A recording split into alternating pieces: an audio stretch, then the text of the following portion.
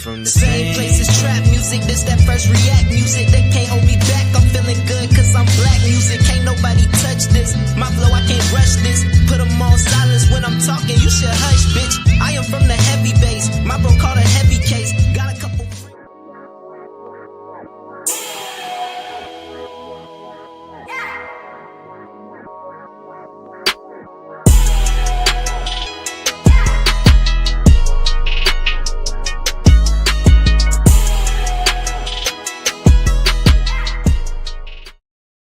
Good evening, and welcome back to another episode of Cigar Sundays Live, where we define, examine, and analyze words, sayings, and phrases used in American culture.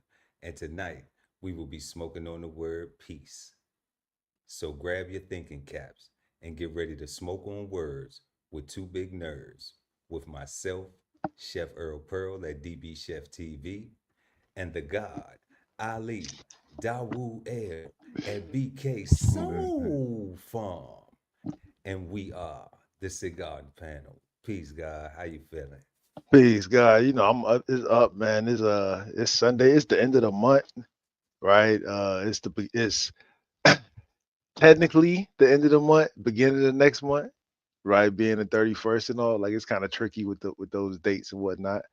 But now I'm feeling good, man. I'm feeling pretty positive with everything I got going on. So I'm looking forward to tonight to figure out what the hell peace mean, because I think I know. Hey, you know, and for everybody watching, they're gonna have to stick around to the end of the show Hell to yeah. see if the God think he know what he know, to find out if it's bad, good, or misunderstood. I can dig that. What you got going on? Oh man, you know, we was talking in the back chat, just enjoying life a little bit, supporting our interest in living, It's a you beautiful know. thing, ain't it? Yes, indeed. And being thankful, you know, as always, to see another end of the month, you know, first of the month, another Sunday, beginning of the week. A lot of positive things last week. And, you know, just being thankful, just really being thankful for these things. And looking forward to tonight's show, because I think I know what I know about some peace too, but I don't know. We might got it confused a little bit, construed or conflicted, right? But for everybody out there, please make sure to like and share the video, and also subscribe to the channel if you haven't. Um, we have merchandise links in the description. So if you are unable to support us in that way, a like is always appreciated. Um, Tonight, y'all, before we get into the show, we have a guest panelist coming to the cigar panel. Cole Seasons is going to be joining us tonight to go over the word peace, because that's what we smoking on. So we're going to go ahead and welcome Cole Seasons to the show. Peace, God. Peace, peace. You Unmute muted. yourself. Peace. What's going on, fellas? I'm unmuted. All Word up. right, all right. Peace, family. What's going on with you? How you feeling today? I'm feeling pretty good, man. You know, I feel 100% grateful and delighted to be on the Cigar Sundays. You know what I'm saying? You know, We glad to I've have you been. on. We Hey, glad to look, have you. leading up to bringing me on this show, I was running around and grabbing props and moving around. I was trying to get everything straight, but I'm here now. Let's go, baby. I like it. That's right. That's right. That's all love. Well, we want to thank you for joining us tonight to exchange insights as we smoke on the word peace this Peace. evening. And what we do, to anybody out there that's new to the show, we smoke on words, sayings, phrases used in American culture. And we have three questions that we shape our conversation around the word. So these are our three questions tonight that we have for our word peace. And before we go into the second or the third question, we always define the word so it helps us understand it better and answer these questions a little bit different than maybe our Damn. norm would be. So, our first question of this evening will be, what do you think of when you hear the word peace? That is our house question. Every word or saying or term that we smoke on, we always ask. That's always our first question. What do you think of when you hear it? So tonight, what do you think of when you hear the word peace? Let us know in the comment section. We would like to know. Second, do economic disparities contribute to the lack of peace within our society? If so, what can be done to reverse this trend? Let us know what y'all think in the comment section about that. Do economic disparities contribute to the lack of peace within our society? If so, what can be done to reverse this trend? Do we even have economic disparities in our society? That's maybe something that people may, look at differently. Like, oh no, y'all saying we do. Cigar Sundays, Cigar Panel, y'all might not. We might not. Let us know. And our third question of the evening, but not our final question, based on the definition of peace in the current state of the world, is peace socially possible? Is it even possible? And you would have to think that we don't live in peace or we don't have world peace, unless you've been living under a rock and some wars going on. So I think that question qualifies. But without further delay, we're going to go ahead into our first question with the God Ali Dawuel at BK Soul Farm.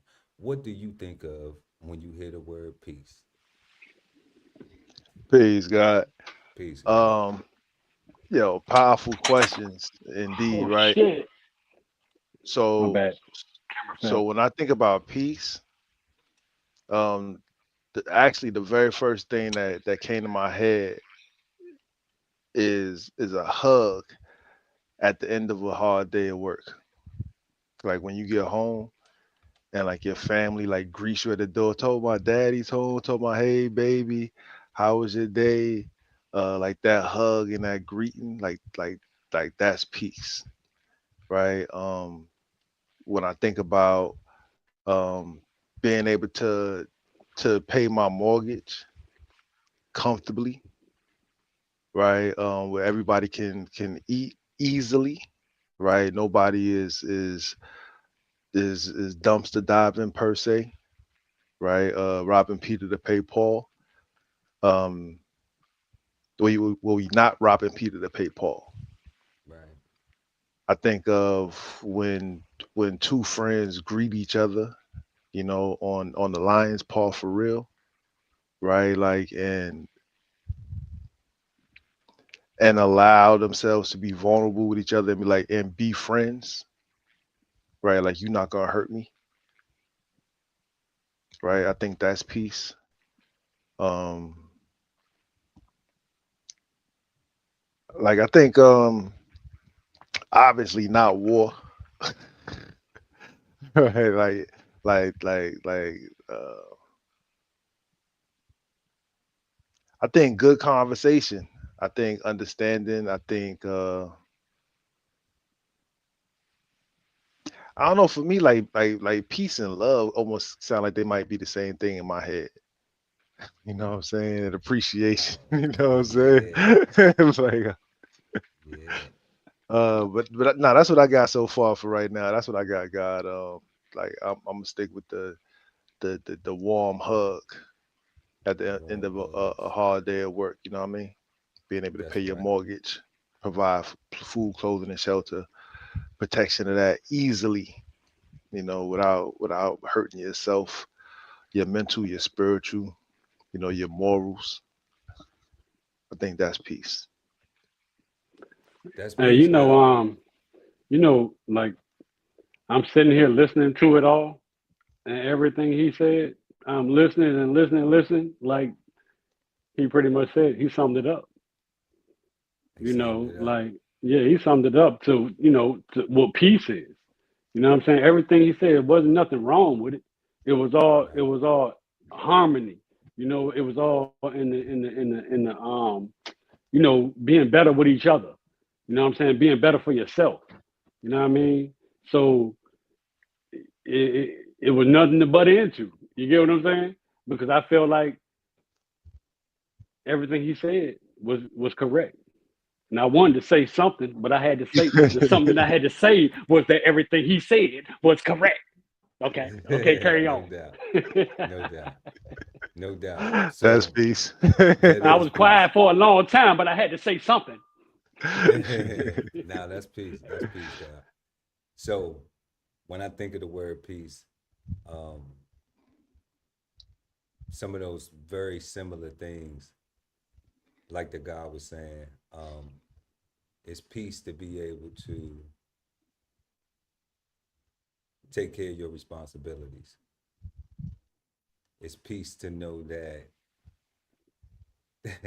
it's peace to know that I'm gonna depend on YouTube. Whether YouTube is successful or not, my lifestyle will not change.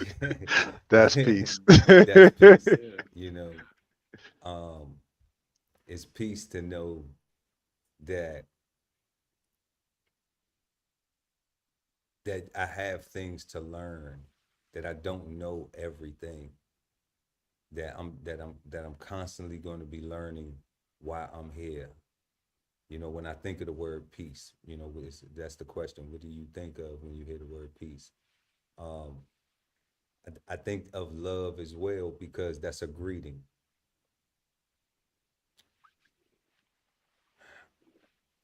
But I also, when I hear the word peace, I always got a double edge. I always got both sides of the coin.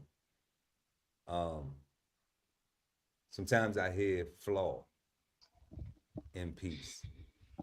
Sometimes when I hear the word peace, it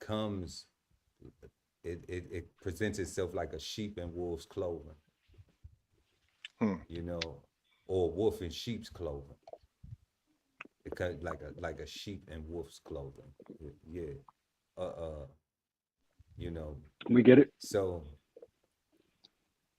So it isn't always, to me, it isn't always peace. It's like, yes, what my peace is, like the things that I'm in control of. And it's peace to have serenity. When I think of peace, that's part of that serenity, that serenity soldier's prayer, the wisdom to accept the things that I can and to know the difference and change the things that I can. No, you can't. Yeah, yeah, yeah. I probably just messed that up real bad, but you know, um, that's what I think of when I hear the word peace, because it comes from so many different places, and ultimately it's like, what is the result of it? That's what I ultimately get. It's like, what is the result of this peace? Who's saying it? Do they mean it? Like, will they actions reflect it? Like, if it's being said to me, what basis do I have to go on if it's peace or not? Um, so that's what I think of, when I hear the word peace. I go into a contemplation state, um, almost like a measurement of some sort, where it's like, okay, is this peace? Is this really peace, or is it not? Or is this peace until I don't do what you want me to do? Hey, You hey, hey. know, But that's in anything that you do, right? Like anything that you do, you want to add the peace in it, I mean, in a right? perfect world, yes. Yeah, In yeah. a I mean, perfect that's. world, but I mean, yeah, in a I think perfect world, any yeah. human, no matter who it is, like you want peace in everything you do. Not unless you're just like a destructive type person. You know what I'm But you live saying? on Earth though, right? Cold seasons, you live Mm-hmm. on Earth, Mm-hmm. right? And so, so is I'm right here everybody with you. one piece? Yeah, like it's how many destructive people do you know? Do you know some destructive people? Yo, God, you No, just and I said don't want to something. come up. Come I don't on, want to come across them. let's keep it. Let's this Cigar Sundays. This is a speakeasy where we don't do no bullshit on this podcast. You know what I'm saying? Like I know plenty of people who don't value peace, who say peace but don't Mm-hmm. value it. They don't exemplify it. You know, like I always give examples of stuff on here, but I don't never say No, no, no, nobody no, name. no. And if But they know who I'm I talking wasn't. about, then Listen, they know who I'm talking about, and that's I was. that's fair because we're not gonna get them no clout, but we're gonna talk about their ass because it's real life. You know? Listen, I wasn't always into the violence or destructiveness type piece. I was like with peace in everything you do. Like if you make like decisions, like regular decisions, you want peace in that decision. At I that get point, that. I wasn't, you know what I'm saying? I wasn't like talking about like peace and like other type shit. It was like in everything you do, you want peace. Right, but that's the And other and type stuff, though, right? yeah, yeah, Yeah, yeah, that's what I'm it could saying. be. So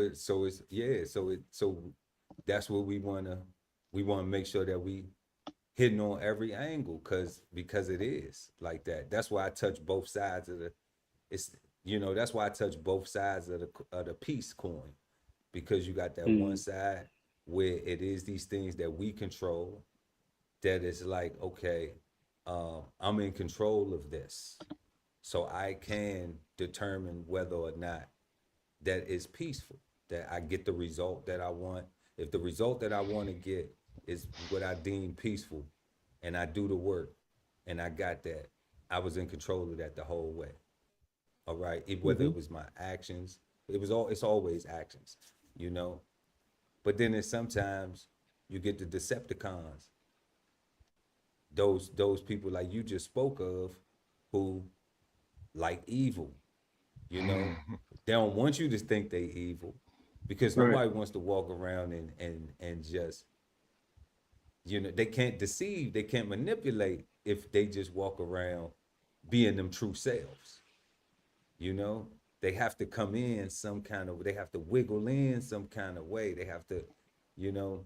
See, like we smile genuinely because I got pretty teeth, you know what I'm saying? So I Right. like to, and I think, I got man, a smile too. Shit, everybody you smiling. know Fuck what it. I'm We saying? all gonna So, smile, goddamn. and I Smiling really be sexy. happy with life. I really be happy when things going on, you know? Facts, facts, facts, facts. And they say you live Right. longer if you smile more. So that's why it's smiles and love, you know, for Baba Phil. You know what I'm saying? Because I know he had a situation where he was like, smile, smiles, and I know they grew up with a song where it's like they smiling in your face all the time. They All want to the take time your when you take place, your right? place, And that's real. backstabber, And that's why it's that other side of backstabber. the coin. But I'm letting you know why I smile, you know? Like that Kurt Facts. Franklin song, I smile, Hey, even excuse when me. the sun is Hey, low. fella, Yeah, hey, I'm fella. smiling. Can I say Yeah, something right quick? Yeah, you can Can I say always something right say quick? what you want, Um, cuz. I want to apologize to both of y'all for not being lined up just right in that show right there. My camera ain't set up. This is where I want to be, but I'm right here. This I want to be right here with y'all. Nah, you You know what I'm saying? You see good. that joint, everybody lined up, but then I come down and it's, you get what I'm saying? Man, you Nah, gonna keep you. it exciting for us tonight. Nah, So, That's what I want. That's what I hold on, want real right quick. there. Yo, one thing you touched on that I didn't consider until you said it actually. When you talked about control, you said, is it peace as long as I do what you say, Mm. right? And I thought that was a powerful question because I thought to myself, well, isn't that always the case? Like, isn't that what it is to be in the norm? right? Everything is considered, you know, in the lane, everything is cool. But when you're going against the grain or you're abnormal, that's when you find hardships and seem like you're pushing a rock uphill. That was just an interesting statement. Um, because we only have 100% control over ourselves. That's it, right? Like we don't control anything else or anybody else. We only control ourselves. And I just started thinking about, because when Cole started talking about in every situation, Mhm. I, I put this together with that, and I'm like, that is a good point. Like, Yeah. because you only have control over your physical. So at some point, you have to accept or allow, or not, right? I guess. Or not, yeah. Oh, and maybe that's what the piece is, on what you allow, right? The Because what do you? Because PIECE. I don't know, because I'm saying if you're in a situation where you, like me for instance, right? Like I'm known to go against the grain, to go against the norms. Um, but I find peace not in going against the grain, but in manifesting my thoughts, right, and bringing things to fruition and making it possible. So, oh, that's interesting. I gotta think about that some more. I thought that was just real a powerful statement, or a powerful question. Is it peace as long as I'm doing what you say? Yeah, I mean that plays out in so many different scenarios that we could go over, Yeah, so you many. know. And I've experienced it where it's only peace if I can, if you're doing what I say, if I can manipulate you, if I can, Damn, you know, if damn, yeah. yeah, if I can feel, if you gonna allow me to feel comfortable, it's gonna be peace. But if not, then you a bitch ass nigga type shit. You know what I'm saying? you know, because You can be saying yes, yes, yes, yes, yes. One no, bitch the ass one then you a nigga. bitch ass nigga. You know, so that's where I'm just like, that's to me is the sheep, is the wolf in sheep's clothing, Yeah, because they come in with peace, but then they don't really value the peace, either the peace of mind, the piece of you know uh knowledge, the piece of information, the piece of resources, the piece of yeah. whatever it is that you offer, that you're sharing. It doesn't change the fact that you've been sharing. It may change the scope now, but that don't mean that you're not sharing still.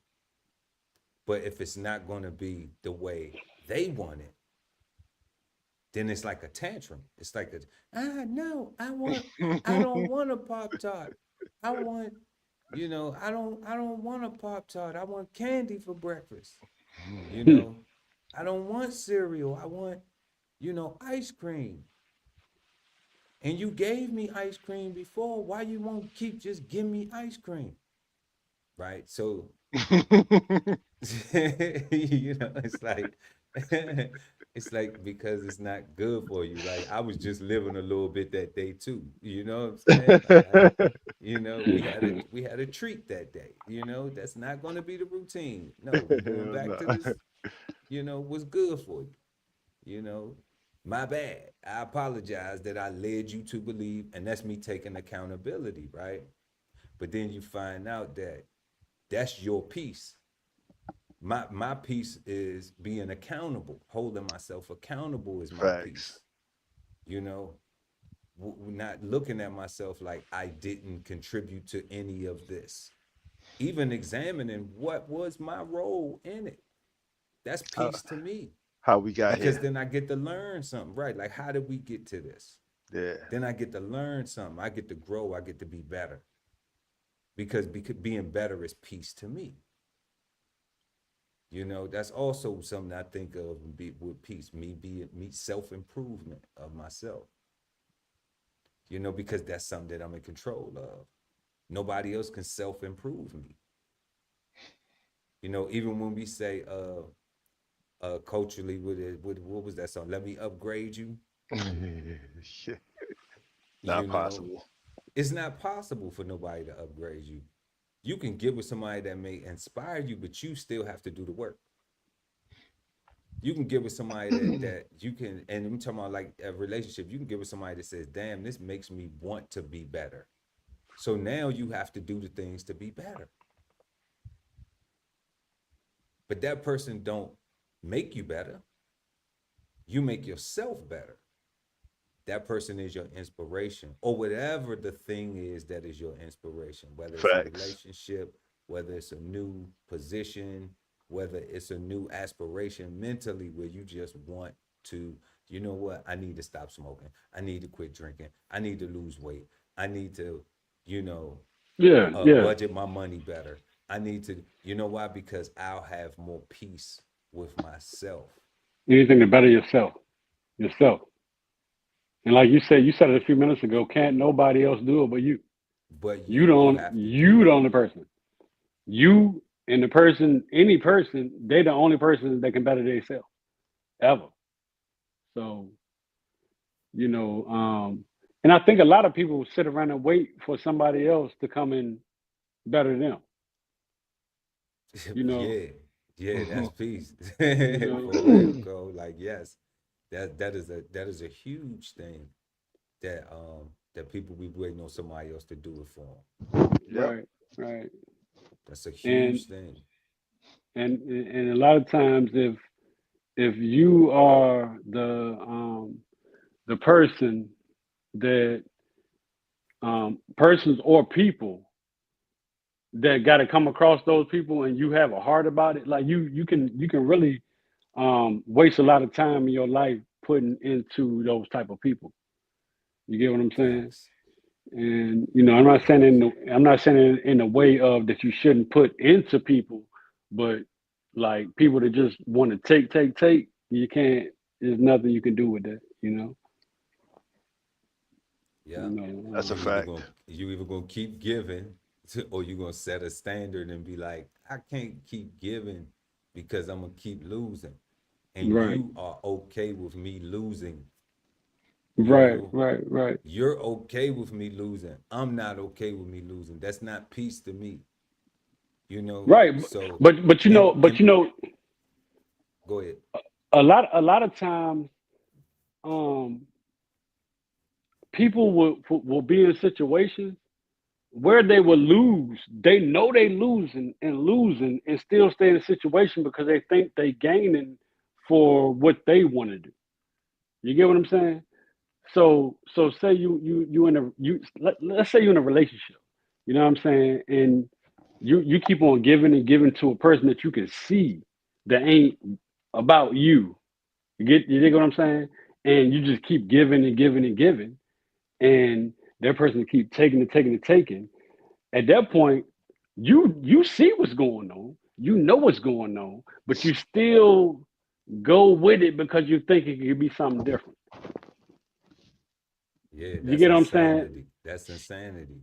Doing the Hey, same thing and thinking you're gonna get a different result. you going right, but it's not peace, It's right? not peace. It's Well, not well, peace. it is to the other person that's receiving, That's receiving. It's right? peace to the person that's receiving. And the But person that's giving who won't acknowledge, who will complain to others but won't acknowledge their own actions, it's peace to them. yeah, It's peace yeah, to them. I it, think so because if you keep doing something and you telling other people that you don't like it, but you keep doing it, you lying. You Yeah. lying to everybody that you telling that you don't like it, and you lying to yourself because you keep doing it. you know what? But I think some people keep doing it in certain circumstances. It's not that they keep doing it because they like it. They just keep doing it because they fucking stupid. Like it's a difference between True. liking and being stupid. You see what I'm saying? Like you can I see don't shit with know. your own I eyes. don't know. Are they the Nah. same though? Yes and no. No. Oh no. you can like it, and then you end up being stupid with it.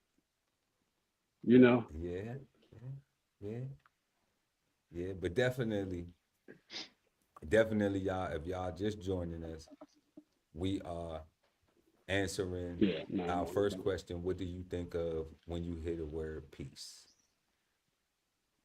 Let us know in the comment section what you think of when you hear the word peace. We like to know. And we respond to all the comments, y'all. So let us know what y'all think. And go ahead and smash that like button. We really appreciate it. Smash So me what like we're it. going to do right now is we're going to go ahead and we're going to pull up our definition for this evening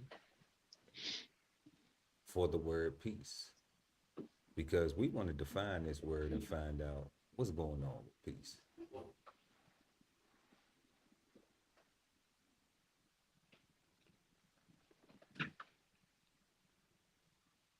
So tonight, y'all, we are smoking on the word peace.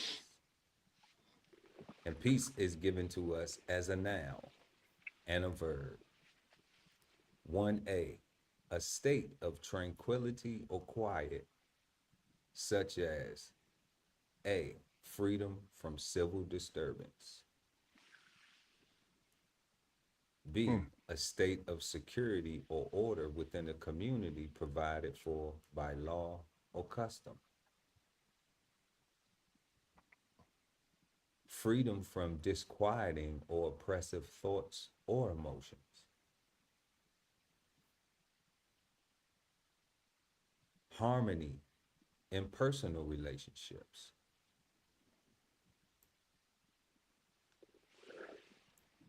A state or period of mutual concord between governments. A pact or agreement to end hostilities between those who have been at war or in a state of enmity.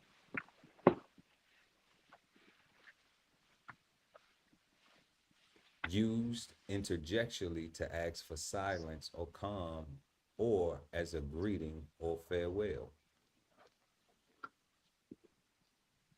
Like peace, God. Peace. Peace. Damn, that's crazy. And as a verb, we see, which is obsolete, to be, become, or keep silent or quiet. I guess that's resting in peace, right? Yeah, but I had to be right. I don't know. It says obsolete though. All right. So what you see that stands out, God? I think they all stand. I think that so 1A is such as a sentence or such as a statement and definition. Because peace and order were finally restored in the town is the sentence. So I'm gonna assume here that the word freedom is associated with peace in the very first sentence. That I don't know, because if peace and order were finally restored in the town, that doesn't necessarily yeah, mean that the people were free. that's The, true. po- the, the police That's could have true. came in and That's true. the National Guard could have came in But and yeah, just say freedom from the civil yeah, disturbance. Yeah, yeah, the yeah. National Guard could have came in and said, okay, we locking Damn, all that's y'all true. The up. National Guard crap. Like that's true. Yeah, I mean, we Yeah, really live in that today. that's interesting because depending on how you look at that, that could look like some homegrown terrorists or some Any of local. those things, It can be you any of know. that stuff. Yeah, Yeah, we could. I mean, it could be. It don't have to be homegrown. It could be. not homegrown, but like what you do to your No, own people. those. Yeah, but those are a lot of things. Those are all relative. All of those tags to terrorism Yeah. are relative. The homegrown, the rogue, the Yeah. You know, the Sleeper. organizations, Yeah. the sleepers, the Yeah. you know, all that fuckery. You know, what we got? We got these school shootings, these horrible school shootings. Yeah. You know, these church shootings and stuff like that. All of this stuff, you know, it's that stuff ain't peaceful at all. Mm-mm. And it takes some peace officers, you know, to come in and restore the order. You See, it know, says peace officers, right? It says by law or customs, right? One by B, law or custom, right? right? State So of so security and so order. either the law enforcers are gonna enforce the law, or the people are gonna enforce the customs and keep everybody safe. Yeah, People ain't doing it though. They scared of each other. I don't Everybody's think in America, I don't think the people doing it. You know, nah. people not doing it in America. Now Haiti, that's another situation, but that also leads to now to be looked at as a civil disturbance. Correct. It's also labeled now as a civil disturbance to where now, you know, it's some pretty expensive barbecue going on in Haiti right now. That's true. You know, so freedom from disquieting or oppressive thoughts or emotion. I have been in perfect peace and contentment. And this is where, and in harmony in personal relationships, I think I think these are the two most personally relatable forms Yeah. of peace that we actually have control over. I don't think that we have freedom from civil disturbance, you know, They, at all. they ain't got nothing to do with us almost. You know, I mean, Somebody else is we're not, somebody else is narrating that. yeah, like you know, we can just be law abiding citizens. That's it. That's pay our tax.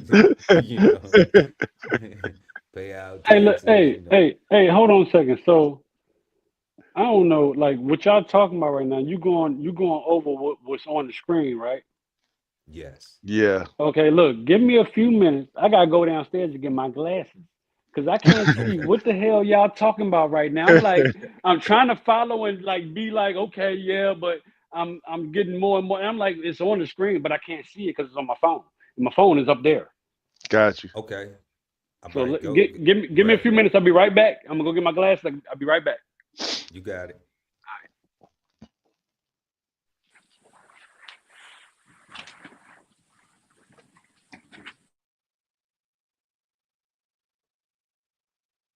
Yep. So we got freedom from disquieting or oppressive thoughts or emotions and harmony in personal relationships. And I'm thinking that these are the two main ones that we are able to actually control because, you know, Mm. where even where it says the sisters are at peace with each other. I mean, them sisters had to have a conversation and talk about the things that affected them and what they were displeased with each other, you know, in order Cause to cause get back to that peace. cause that harmony right there is different notes, right? At the same time, making beautiful music, right? Like so we had to have had a conversation. We had to have discussed the things we didn't agree on and focus on the things that we did agree on in order to move forward together. That's right. Yeah. You know, and that could be the husband and wife are at peace with each other. The two brothers are at peace with each other. The brother and the sister and the sister, you know, the two neighbors, the two Yeah. cousins, the two co-workers, you know, any of those things, you know, um, freedom from disquieting or oppressive thoughts or emotions. Now, that's one of them things that I think that, you know, I have been at perfect peace and contentment. I think that that just all depends on your mental state. And that's day to day for the most part, right? Yeah. Yeah. You know, because if you know, if you a veteran or something like that and you suffer from PTSD or, you know, Any little thing is tricky. yeah, you know, you know, if you have anxiety or depression or, you know what I'm saying, like people deal with certain things, you know, Yeah. people have certain ailments that may um that may add to the loudening, you know, But when you of can get a good night's sleep or sleep through the night and wake up refreshed, like that is 100% peace. that is peace, you know. That was a freedom.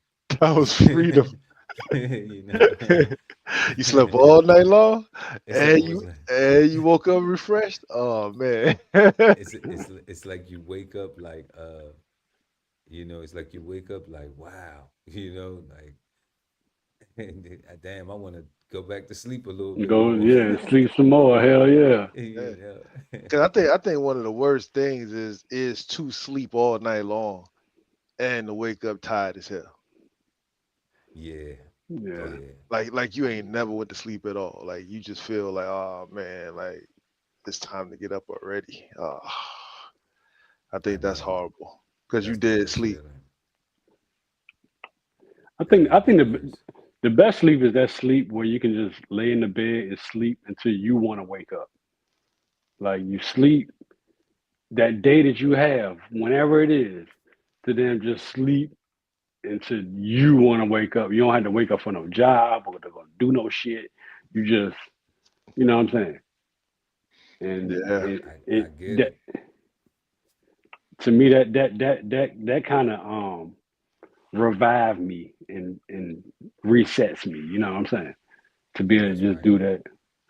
But other than that, my sleep when I get up, it's disturbed. To work and to you know what I'm saying, and to get up at 4:45 in the morning. I I mean I do it because I got to do it, and I you know I benefit from it, and I'm not complaining about it, and I enjoy being able to have the benefit from it that I have. You know what I'm saying? But That's that right. shit is a disturbance to my motherfucking peace. That's a Well, fact. well, look, well, don't worry about Hmm? it, because you'll get to do all the sleeping you want when you're dead. Yeah. And And then then won't nobody disturb you. and when you there and when you there, what you doing? You resting in what? Peace. Peace. You resting in peace. That's right. Hopefully. Yeah. That's right. So we Hopefully. I don't don't we know. don't. You know, look, I'm saying hopefully because I ain't never been dead before, so I don't know. Oh yeah, yeah. Shit might be your worst nightmare. You You got know, there's or a the greatest story about greatest it thing though. ever. But you know, but do you Sure. think? Nah, I ain't gonna go into that right now. Fuck No, we not. No, we gonna actually go to the fifth definition right here, where we talk about where we saw well we'll go to 4A 4B. We finished going down the list. that. Um, a state of or period of mutual concord between governments. We see now Ukraine, Russia, Palestine, Israel, Yeah. the Houthis, and U.S. and you know. So I mean, it's just war out here. It's war out here. A pact or agreement to end hostilities between those who have been at war or in the state of enmity. Once again, we could just mention those same conflict, wars, whatever people want to deem them. It's people dying. It's innocent people dying too. You know, not saying that people aren't hitting their targets objectively, but there also are casualties and Facts. innocent people die. And You know, in a heavy in big numbers. In big numbers. it It's don't not matter. It don't matter. Like if it was peace, nobody have to die, at right? all. Right. You know, Right. if there was some negotiating, you know, where we talking about harmony, we go to three: harmony in personal relations. Well, there's a personal relation that is out of harmony, even in those places within Israel and Palestine, within Ukraine and Russia, within, I guess the Houthis are a group though, but The they Houthis, supported, the Houthis. yeah, yeah, they supported by somebody and a whole bunch of little stuff, but that personal relationship is not intact with whoever that opposition is. Personal So relationship, nor do they have mutual concord right, for a right because like yeah, we can get it. They're not personable. You know what I'm saying? Like I don't like this kind of person. I don't like that kind of person.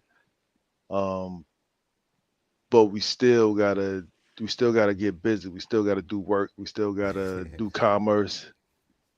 You know what I'm saying? look, God, they live next door to each other. It Yeah, doesn't that's all. get any more personal than that. Yeah, Okay, yeah, yeah.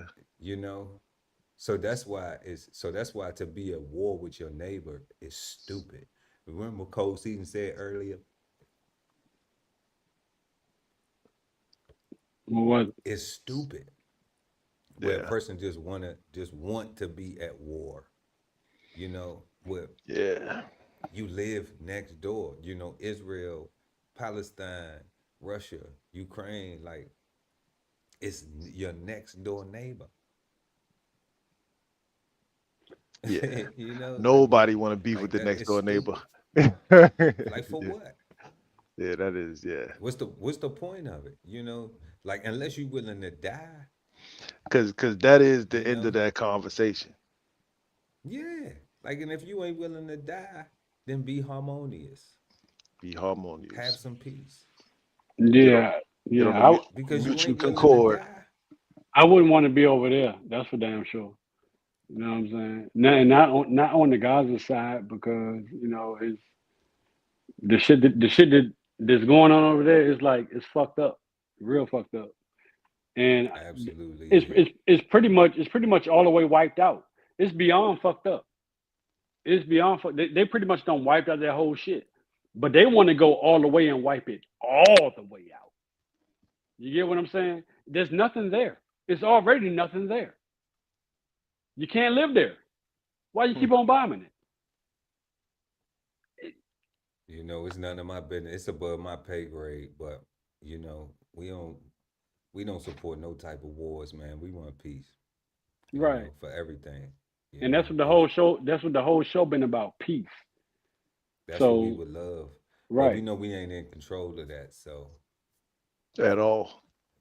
so it's no bombs over South Carolina or Florida or Georgia, So New I'm York, saying. so Nigga, shit, Virginia, nigga, none of that. Yeah. I feel. Hey, look, I National feel Guard you. Hey, might be look, deployed, I'm gonna hit you but with the I ain't in the Arsenio Hall streets. on that So joint. Shit, I'm gonna pump it up. Hell yeah, yeah. We don't want none of that. We don't want none of that. But we leaning towards that. You know that, right? So we're very leaning. We leaning I'll see it, towards. but I'll believe it. I'll believe it when I see it. I don't Um, want to see it. I don't. I'll believe it when I see it. I don't think you But will. you don't But think I will in my lifetime? nah, Okay. nah, I know you won't see it. Um, Think so you then we frozen, got God. five. Oh no, you good. We got five. Use interjectionally to ask for silence or calm or as a greeting or farewell. And I think we do that all the time when we greet each other. I know the three of us always do. It's always we leave with peace. And when we farewell with peace. And we use that word specifically. We Yeah. don't use it in some other in a religious context. Nope, meaning harmony. No, no. We It want just we want You know, harmony in our yeah, personal relationships. yeah. It's just peace. Peace with you. it's Peace just with peace. me. Like yeah, peace. That's it. Everything be Um, good. Everything be good. When we say peace, that pretty much means everything be well with you. That's what it means. You know what I'm saying? Peace. And that's what it is.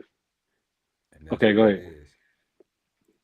So moving right along to the thesaurus, we have peace, as in peacefulness, tranquility, restfulness, and harmony. Yep. And then we have peacefulness, a state without war. Peacefulness, stability, harmony, tranquility, serenity, quiet, tranquility, calm, amity, concord, pacification, accord, and order. All that. I'm with it. I'm with all that. And look at the opposite: war, trouble, conflict, strife, discord, unrest, turmoil, upheaval, contention. Yep. I Then ain't with then that. we have tranquility, freedom from disquieting or oppressive thoughts or emotions. Peacefulness, tranquility, serenity, ease, calm, tranquility, calmness, sereneness, content, placidity, comfort, heart ease, relief, solace, consolation, content, quiet, quietude, repose. And then some of these things that we were talking I think we mentioned this: Anxiety. anxiety, right? Anguish, agitation, apprehension, alarm, worry, care, uneasiness, you know. Hmm. And this is what happens. People try to agitate you, you know, try to make things uneasy, try to make you at unease, try to worry you, um, try to what do you call agitate ad or incite your anxiety, or cause you to have an anxiety attack and things like that. You know, you gotta stay away from those type of low vibrational Hmm. situations. Hell yeah. We have peace as in restfulness, a state of freedom from storm or disturbance. Restfulness, serenity. I said that earlier. Serenity, didn't know that. That's in there, and that's restfulness, okay? A state of freedom from storm or disturbance. Quietness, quiet, tranquility, sereneness, calm, calmness, tranquility, quietude, peacefulness, silence, still, stillness, hush, placidity, law, repose, respite, harmony, pause, comedy, concord, informality, mildness, casualness, soothingness, relaxedness, laid backness, easygoingness.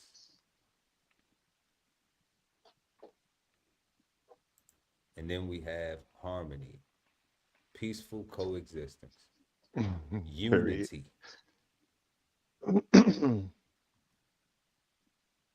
unity, concord, solidarity, compatibility, peacefulness, friendship. God said that. Collaboration, charm, amity, companionship, tranquility, reciprocity, agreement, fraternization, what? Kinship, fellowship, congeniality, consensus, symbiosis, cohesion, understanding. Was that What is that? unanimity?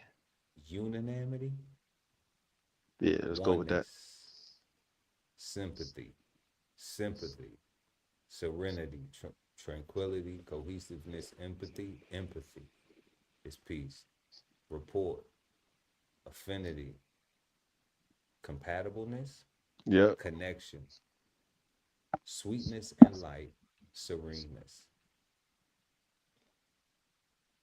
as in harmony. So peace was given to us as in peacefulness, tranquility, restfulness, and also as in harmony. And as a noun and a verb, we had a state of tranquility or quiet, such as freedom from civil disturbance, a state of security or order within a community provided for by law or custom, freedom from disquieting or oppressive thoughts or emotions, harmony in personal relations, a state or period of mutual accord between governments, a pact or agreement to end hostilities between those who have been at war or in a state of enmity, and used interjectionally to ask for silence, calm, or as a greeting or farewell. The verb was obsolete, to be, become, or keep silent or quiet.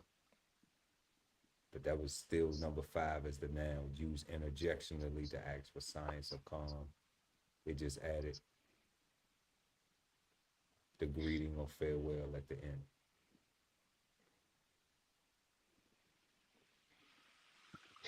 That is the definition of peace. Peace, That's crazy. peace, peace, peace.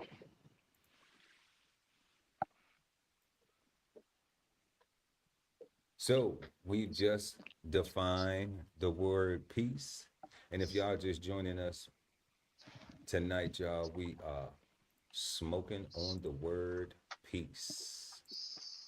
Go ahead and smash that like button. It really helps the channel out, and we appreciate it when y'all do. We are going to go ahead and move on to our second question this evening. Do economic disparities contribute to the lack of peace within our society? If so, what can be done to reverse this trend? Let us know in the comment section what you think. The guy Ali Dawood, the BK Soul Farm. What you think, God? Do economic disparities contribute to the lack of peace within our society? Yes. But what can be done to reverse this trend? Reparations, right? Reparations. Um, and for me, right, I'm more of those. I'm one of those people that give them what they say you owe them, so that way you're not in debt no more, right? Shut them up. Everybody be on the same playing field. Everybody be on the same level, so to speak, right? But as long as there's a air of unfairness, it's gonna always be a hint of the economic disparity, right? Like I get it. Like people gonna, there's a whole lot of niggas. You know what I'm saying? 85% are gonna use their regular money. Forget about free reparations money or whatever free means. Um, they're not gonna do the quote unquote right thing with it. Um, and I don't think that matters personally.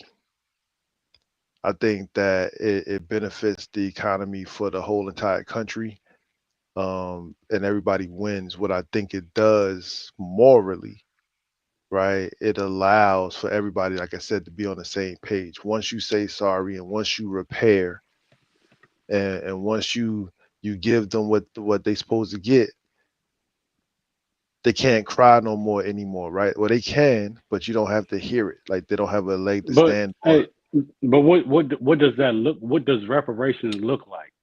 Like when you say reparations, what does that look like? What is that? What Well, is it? well, reparations in whole is much broader than this specific question. I'm only looking at the economic aspect of reparations for this But you as but you said reparations will kind of like fix that.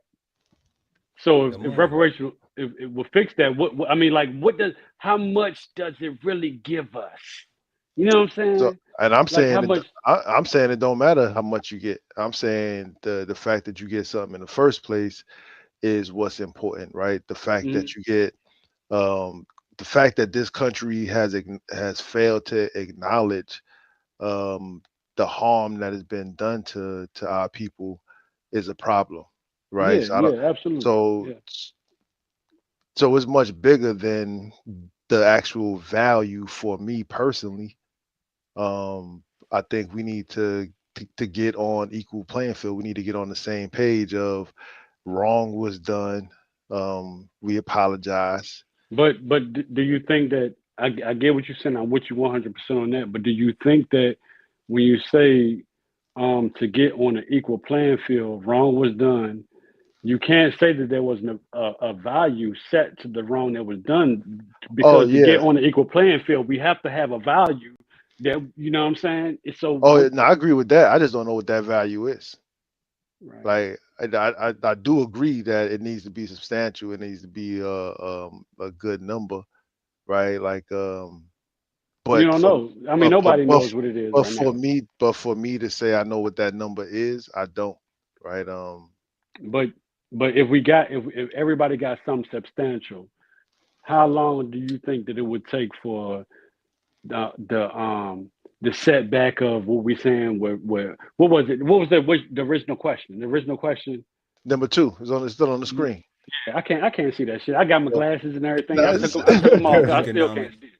do economic disparities contribute to the lack of peace within our Right, society? If so, right, what can be done to reverse this trend? And the guy was saying that yes, economic disparities do contribute to the lack of peace within our society, and what can be done is reparations. right. I believe the reason why, and we've exchanged insights, so mhm, check me if I'm wrong. One of the reasons why the answer to the question is yes is because we come from communities where a lot of people say it's no option, so that's why I sell drugs. facts. That's why they chose to do something illegal, because I Right. don't have no options. Okay, now we get this even from people who have had options and chose just to go sell drugs. Correct. you know, because Because somebody to them made it it was cool. still a better option.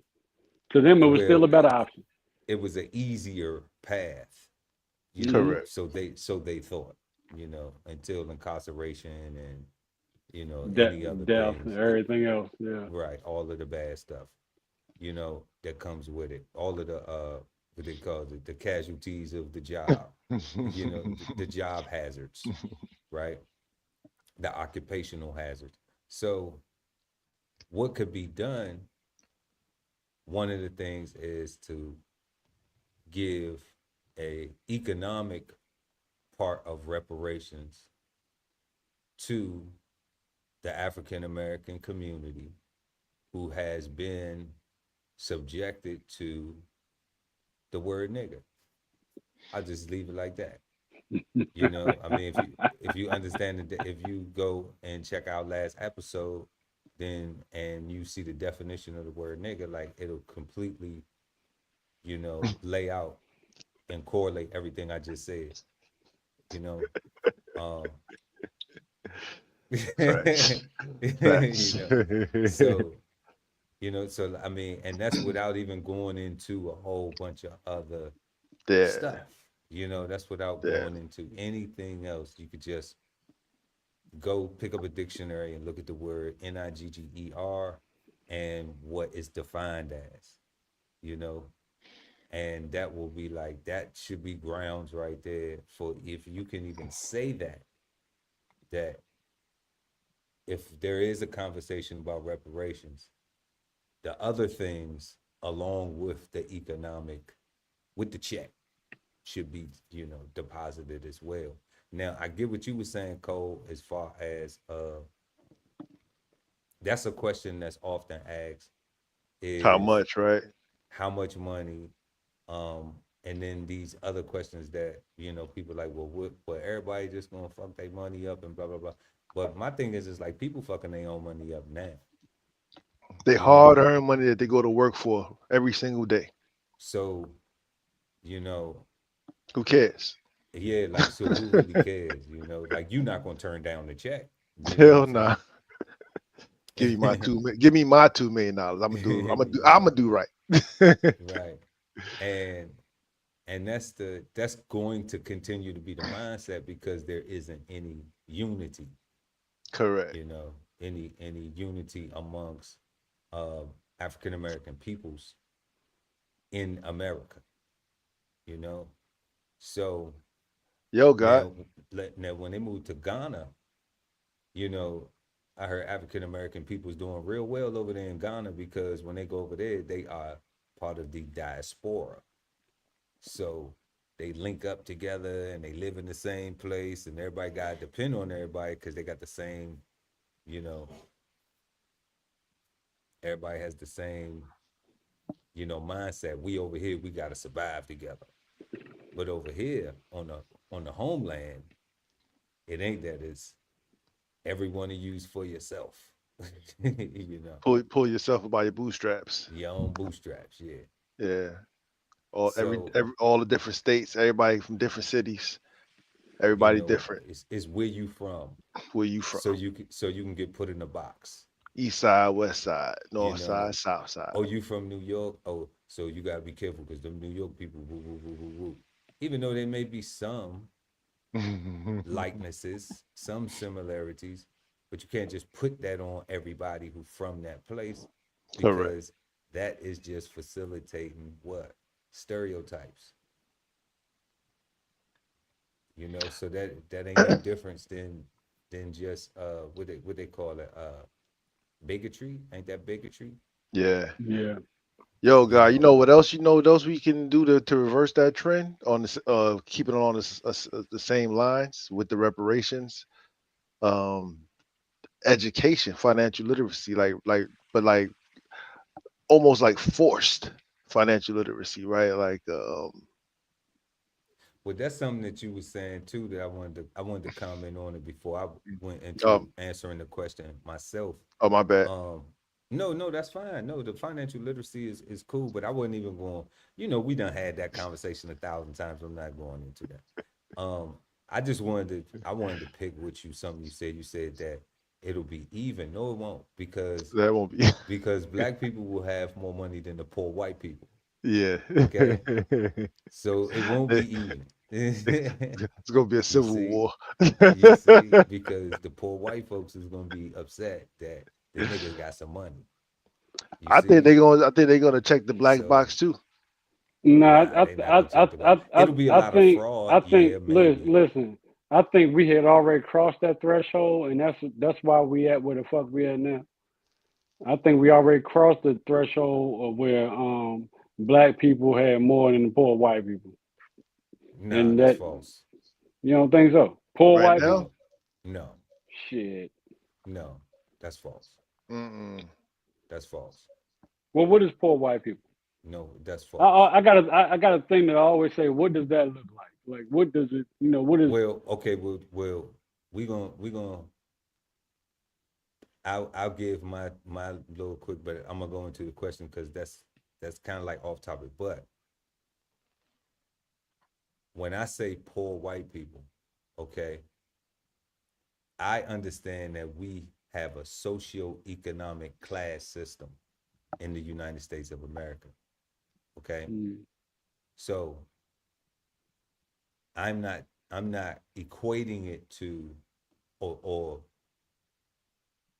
or simply equating it to or limiting it to saying like trailer people that live in trailer parks right, or people that right, live in the projects. Okay. right. I'm talking about socio-economic, Poor right? people. Poor, what we call, because in order for us to Yeah, have rich like and wealthy, we have to have lower class. We have tax brackets. And that's what people be working to go up in, to move up in. yeah, and it's like 40,000, 50,000 and below. To me, that's poor. Well, really, that's not. It's really more like 70 or 90,000 and below. Okay, It done Okay, that's changed. yeah, it's done change, family. Okay, okay, okay. so what you're talking about Well, is I'm poor. that but it's not about how much you have, is what you do with it, and how you improve your resources with what you have. So a poor is a mindset. That's it. Because if you're going to educate yourself, then what we was talking about earlier, you're going to do the things necessary for yourself not to be poor. Okay? So that's what the guy was talking about, the financial literacy aspect of it. I'm tying this all in. I'm going to land the plane right now. Okay? With understanding that we're in a socio-economic class system in the United States of America. Okay? If you take the majority of the people, all right, who, or bulk, let's say you got 100 million people in that 90,000 or less category, all right, and let's say that 40 million of them, 40% of them are African American, and now you move them up above the 100,000 to 400,000 group, and you move them up over the 400,000 to $1.5 million group, and let's say the bag is like $3 million, and now you put them all in there. Then what happens is you have these socioeconomic classes of white people that is like, damn, we ain't getting none of that, so they're gonna be upset. Yeah. It's gonna be So you gotta understand the money before you look at one big black Wall the Street. race thing, you know. So that's where I'm looking at, where I have my hopes on me. I'm betting on me that I'm gonna do my due diligence and get my bread up to 3, 4, 5, 10. I don't have no limit on how much paper I could obtain, you know what I'm saying? Because that's all it is, just some paper. Like, it just continually becomes devalued year over year over year. It's called inflation, you know? So like I said, like, understanding that I want assets. I'm not, I can never look at my bank account and say, oh, I got $5 million, I'm wealthy. I can never look at my bank account and have $20 million and say I'm wealthy. That's somebody who doesn't understand what real money is and doesn't understand wealth. I got $20 million and don't have no assets. That $20 million in 10 years won't buy the same shit. Oh yeah, absolutely. Because of inflation. So that means it just gets more worthless over time. I need things that appreciate in value, not things that depreciate, and that's what dollars do. But that's not to say that I'm going to turn down the check, because I know what to do with it. So there's a difference. Okay? So does the economic disparities contribute to the lack of peace within our society? Absolutely, yes. I agree with that. And what can be done? One is, I agree with the guy saying reparations. But I also, now, you know, I always say this, but that's always looking for somebody to do something for you. Yeah. You know, that's looking for a handout. And me, based on our last show, I would never think that the same person who designed that word and applied that definition to it would give you a handout. Hell no. And a handout. So if that's the same person that we asking, then I don't have no faith in that. So what can be done to reverse this trend is what the guy said, is focus on trying to get you some financial literacy. Want better for yourself. Want peace with your finances. Want to learn more about what's wealth, what real money is, how to build wealth, how to get wealth, how to be, you know, a better steward of my own finances, you know, first. You know, in the community, stop glorifying the drug dealers. You know, stop looking at like the drug dealers and the strippers and the fast money getters is the cool thing. The frauders and all that shit. Stop glorifying that. Because that's what we keep on seeing a lot of our young people going to. They want to do the drugs. They on the drug. They either on the drugs or trying to sell them. they either frauding or getting caught. You know, they doing something trying to break in B&Es and they getting shot or they going to jail. You know, so we gotta stop glorifying crime. You know, that's one thing. And I think shit, I don't even have no faith in that shit. You know, cause somebody gonna tell you, I'm just talking about how things is going on in the community and I get paid for it because I'm an artist with it. And somebody gonna get them $15-20 million to talk about that shit, not giving a fuck about the influence and the impact and what it's gonna make a young person think who is already in the environment coming from the nigger, coming from the trauma of that. Then, you know, but that is a solution. That is a possibility. That is something that can be done. How we get there, I don't know. I don't know how we get there, y'all. But I will say that it'll start with my actions first. Facts. It's like it could start with your actions first. You know, and everything always start at home. So if that's at least what we try to do, we already know when these babies leave the porch, they in the world. You know, but that's something that we can try to do because we know the school ain't gonna do it. School is not even teaching. We got people going to college, getting degrees, and don't have no financial literacy. That's why we keep hearing all these stories of these young people graduating college talking about they so swamped in debt. How am I going to pay for this? How am I going to pay for that? And they went to college and didn't get somebody let them go to college, go to the university and didn't get a professional degree. Somebody let them follow a passion instead of following the money. Knowing that you can get to your passion, but you're gonna need that money to keep them lights and shit on. It's plenty of time for your passion. But you're gonna need to keep them lights on. You're gonna want a car. You're gonna want that's car insurance.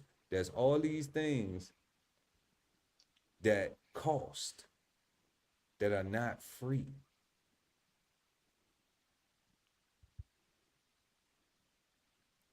You know, so yes, economic disparities are contributing to a lack of peace in so many different ways.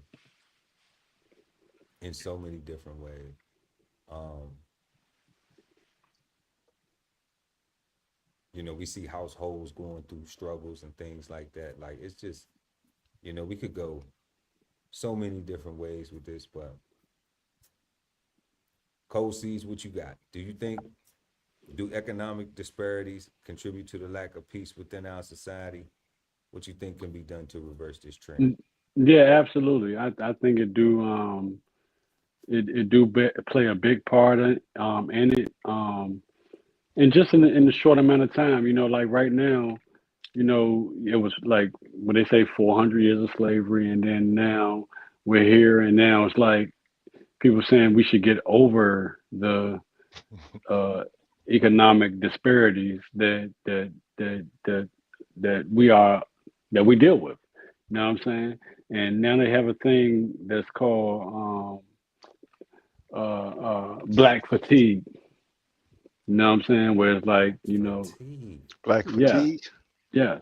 There's a thing that the white people have called black fatigue, where they're saying that we are being too overwhelmed with the fact that Don't say what I think you about to say.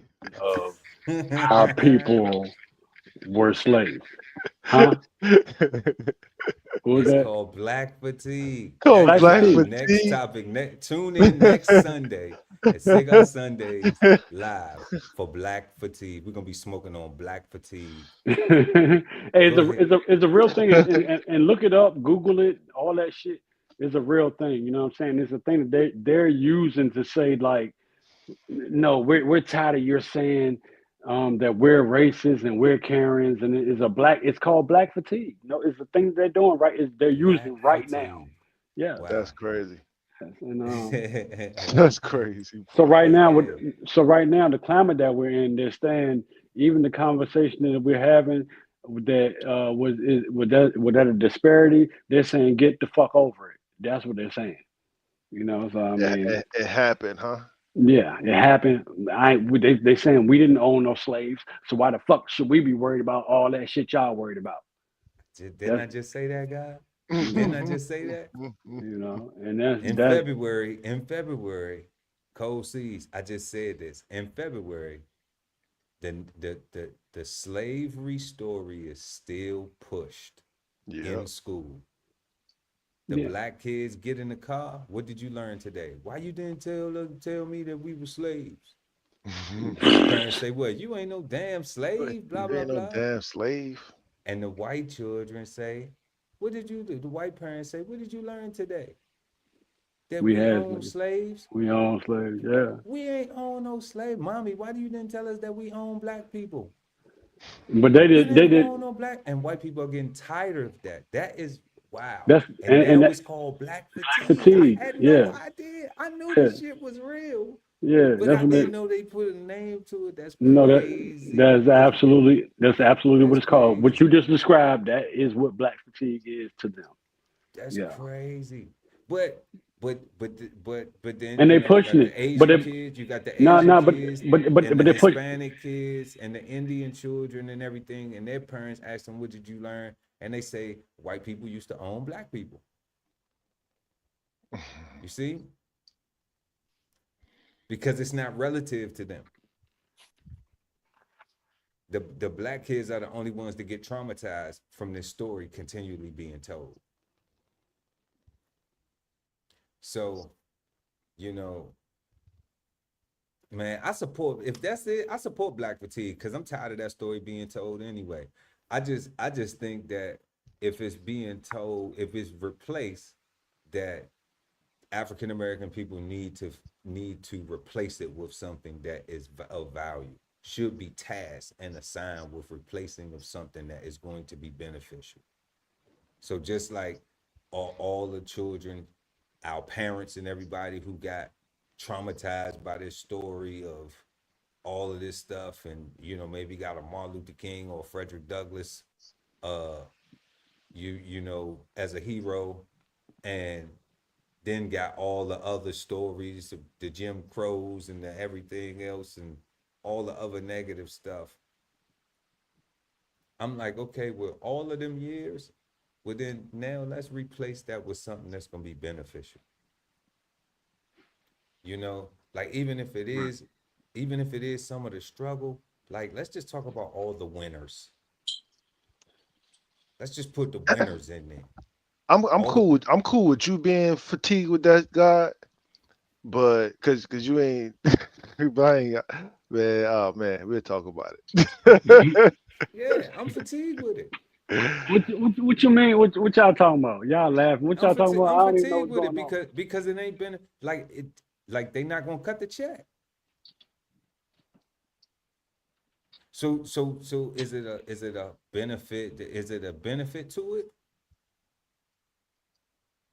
If the check not gonna get cut, why keep programming the children? Personally, cause I don't want you to ever forget who the enemy is, right? That's why I always push reparations, right? Because until they apologize, until they acknowledge, until we can get on an equal playing field, right? It won't ever be even or equal because they say we like what 13% of the population or something like that, right? So This shit so ain't it, gonna happen. it won't It's it not won't gonna happen. In it order won't for It- there to be a I revolution, don't think it'll ever there happen. has to be I'm with you on it. bloodshed. I'm with you on it. So I don't there you think it'll go. ever if happen. if in order for there to be a There, revolution, there has there to you be go. bloodshed. And guess what? Softer than ever. Softer than soft. Softer than ever. And nobody wants Yeah. to die for it. Nobody's willing to die for it. So why keep teaching it? That I look at it, and this is my because like I say, I will never turn down the check. Okay, don't get it twisted. I will never turn down the check. But if we not going to take up arms, if it's not going to be a price on your head like barbecue, okay, then how bad do you really want it? Because you're not really willing to die for it. It's just a hope that they come around someday and be like, you know what? Finally, we'll just, you know what? Let's just give it to them. That shit corny. Thank you, Mr. Massa. That shit corny because Been so good the to me. narrative is always pull yourself up by your own bootstraps. But When what is if that you gonna get change? what if you get enough people We don't beg for nothing now. that's We Now, willing to already mind you that we pull already yourself by don't your own beg for bootstrap. nothing. Mind you that pull yourself up by your own bootstrap is a narrative given to us by people who have not pulled themselves up by their own bootstraps. Come on, that's the irony of the shit. Right? Like That's the hypocrisy of they it. just get to say it. That's the They just get to hypocrisy of say it. it. But that's the same Pull people being yourself up by your but that's the bootstrap. same people being asked to cut the Yeah. check. Cut the check. Yeah. So that's what I'm saying. That it's crazy to be asking people exemplifying that type of behavior to give you a leg up, to give you something that's gonna be beneficial. Especially That's when you watch it. insane. Especially when you're watching them bomb a whole, you watching them allow genocide to happen, proliferate right now, right? Like, um, And more especially, God, when you actively get up every day and support your interests and live and build what you want to see. yeah, Hey, Big P. Hey, I gotta You put some know, people on my I gotta put some people on my house, man. I'm gonna hit you up. I got to go. I appreciate Cigar Sundays. This was an honor. Thank you. Thank you so much. And the way the show started off, peace. peace. peace, God.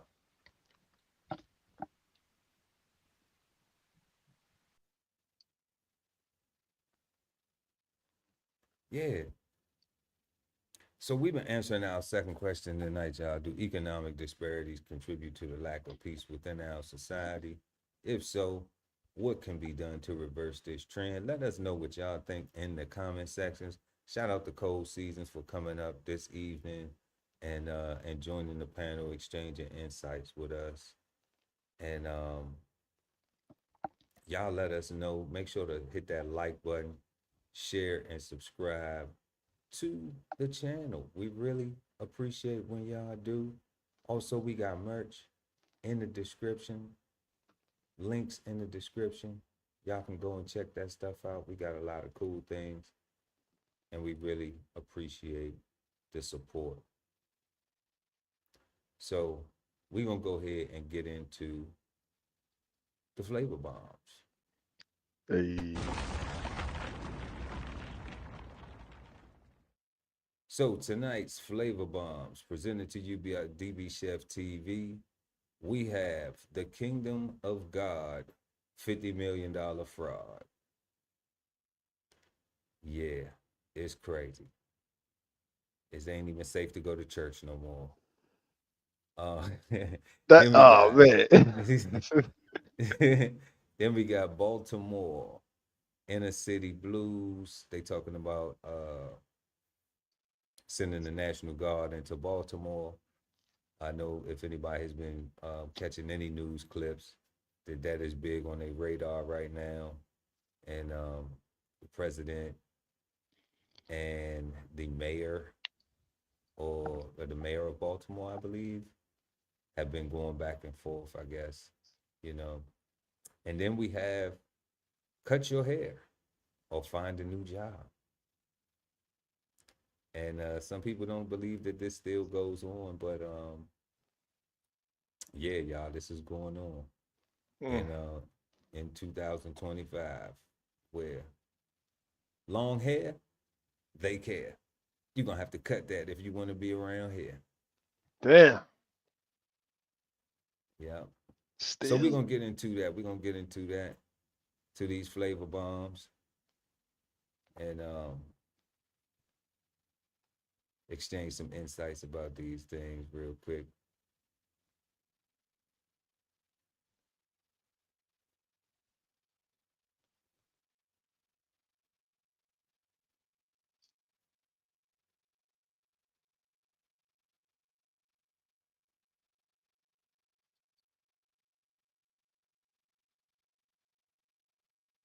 Facing federal charges tonight.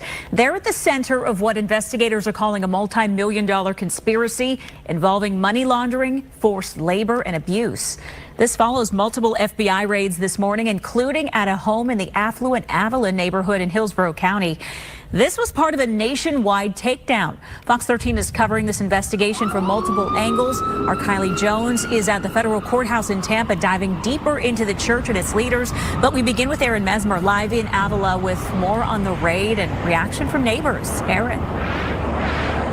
Yeah, Haley, and these neighbors were absolutely stunned by what went on this morning. Neighbors in this community, they woke up to helicopters and FBI agents raiding a home in Avila. And once they found out why those federal agents were there, it was even more surprising. Some of you say, I don't have 100,000, but you have 20,000. You have 50,000 here, or you have 10,000. That's video of David Taylor asking viewers to send money to his church. Federal authorities now say Taylor used donations to fund an extravagant lifestyle that included this massive mansion in Tampa's affluent Avila community.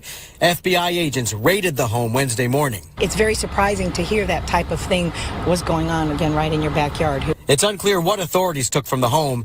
This view from Skyfox shows several cars lined up with gift bows on top. Neighbors say the 10-bedroom, 10.5 bathroom, 28,000 square foot mansion is one of the largest in Avila. Because everyone's like, how could a pastor afford to live in a house like that? According to the 23-page federal indictment, this house is one of several properties throughout the country purchased by Taylor's Kingdom of God Global Church. He's the pastor and referred to himself as an apostle, according to court documents. The indictment alleges Taylor recruited people to work at call centers, referring to them as armor bearers. Investigators say they were his, quote, personal servants who fulfilled Taylor's demands around the clock and were never paid. Taylor and executive director Michelle Brannon are accused of controlling nearly every aspect of the workers' lives, cutting them off from family and forcing them to take contraceptives. Human trafficking advocates say it's a devastating situation. And you really had every aspect of human trafficking. You had individuals who were, brought to a facility that they couldn't leave. They weren't being paid. They had production goals that they had to meet. And authorities say if the workers failed to reach Taylor's monetary goals, they faced punishment, including public humiliation, food and shelter restrictions, sleep deprivations, and physical and psychological abuse. The Crisis Center of Tampa Bay's CEO says these victims will likely face a long recovery. She says there's another lesson every community can learn from this. This can happen in one of our most affluent zip codes in Hillsborough County. It can happen in your backyard. It can happen in my backyard. As for the folks who lived with alleged human trafficking, fraud, and money laundering happening in their backyards. I hope it's not true, but if it is, he deserves everything he's going to get.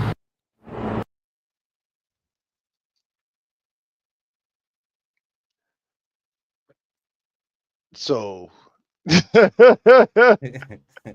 That house was nice as shit, though. She said, how you get a house like that? Through the blessings of Jesus Christ. the pastor being afford a house like that. So I got a If you question. ain't got 50,000, then you got 10. No. If you ain't If you got 100,000, don't worry about it. You got 50. If you ain't got 50, you got 20. you got 20, you got 10. You got something. Yo, so the question I have, the human trafficking, those were the employees that didn't get paid. Am I understanding that correctly? They also didn't get fed. So had they got paid, would we have been hearing about this? I don't think he was trying to pay him. I don't think he was Like, trying to pay nobody. Cause I'm like, is he just didn't pay the people? Like, that's just, why would you not do Yeah, that? he would. They said he would hold them. He would, People tell him you can't eat, you can't do nothing, you can't leave, you can't sleep. They say sleep deprivation, everything. He was like, you know. I don't get that, God. Like, I can't see my job. I just can't see my job telling me I can't leave. Like unless we got a active shooter, or like I don't know. But even then, you can leave, right? Like you like. I don't know. I mean, I What worked we said a little while ago. worked, That's crazy, man. I worked for the federal government for more than 20 years. Yeah. And in emergency response and other capacities. And there were times that I could not leave the base. But it was because, one, I was ordered to, but it was also for me to be a part of a immediate response team. Mm-hmm. You know?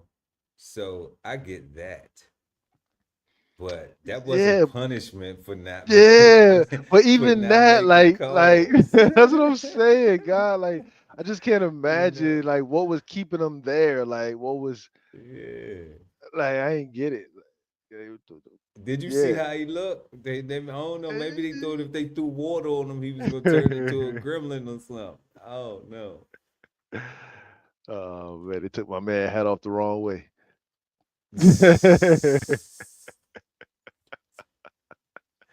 I don't know. Yeah, they said that was one of many compounds he had. Like, he had a bunch of those joints, huh? That joint was huge. I wondered if he had a garden. I didn't see no garden. I saw cars with bows. I didn't see no food growing though. I saw a bunch of grass. Right. I saw bricks though. I ain't even see. I was like, that's true too. Seen a bunch of bricks. That's true too. You know? Yeah. And he didn't have anything growing through them bricks. It was like a castle look like. It did look like a castle. That lady said, "How can a preacher have a house so big through the blessings of Jesus, sister? Amen. You want to donate something to the church? If you ain't got 100,000," he said, "I heard some of y'all say y'all don't have 100,000." He said, "But you got 50, you got 20, you got 10." Man. Yeah. Yeah, you gotta pay to get into heaven nowadays. And it's pretty expensive. And people paying, apparently. Man, God bless them.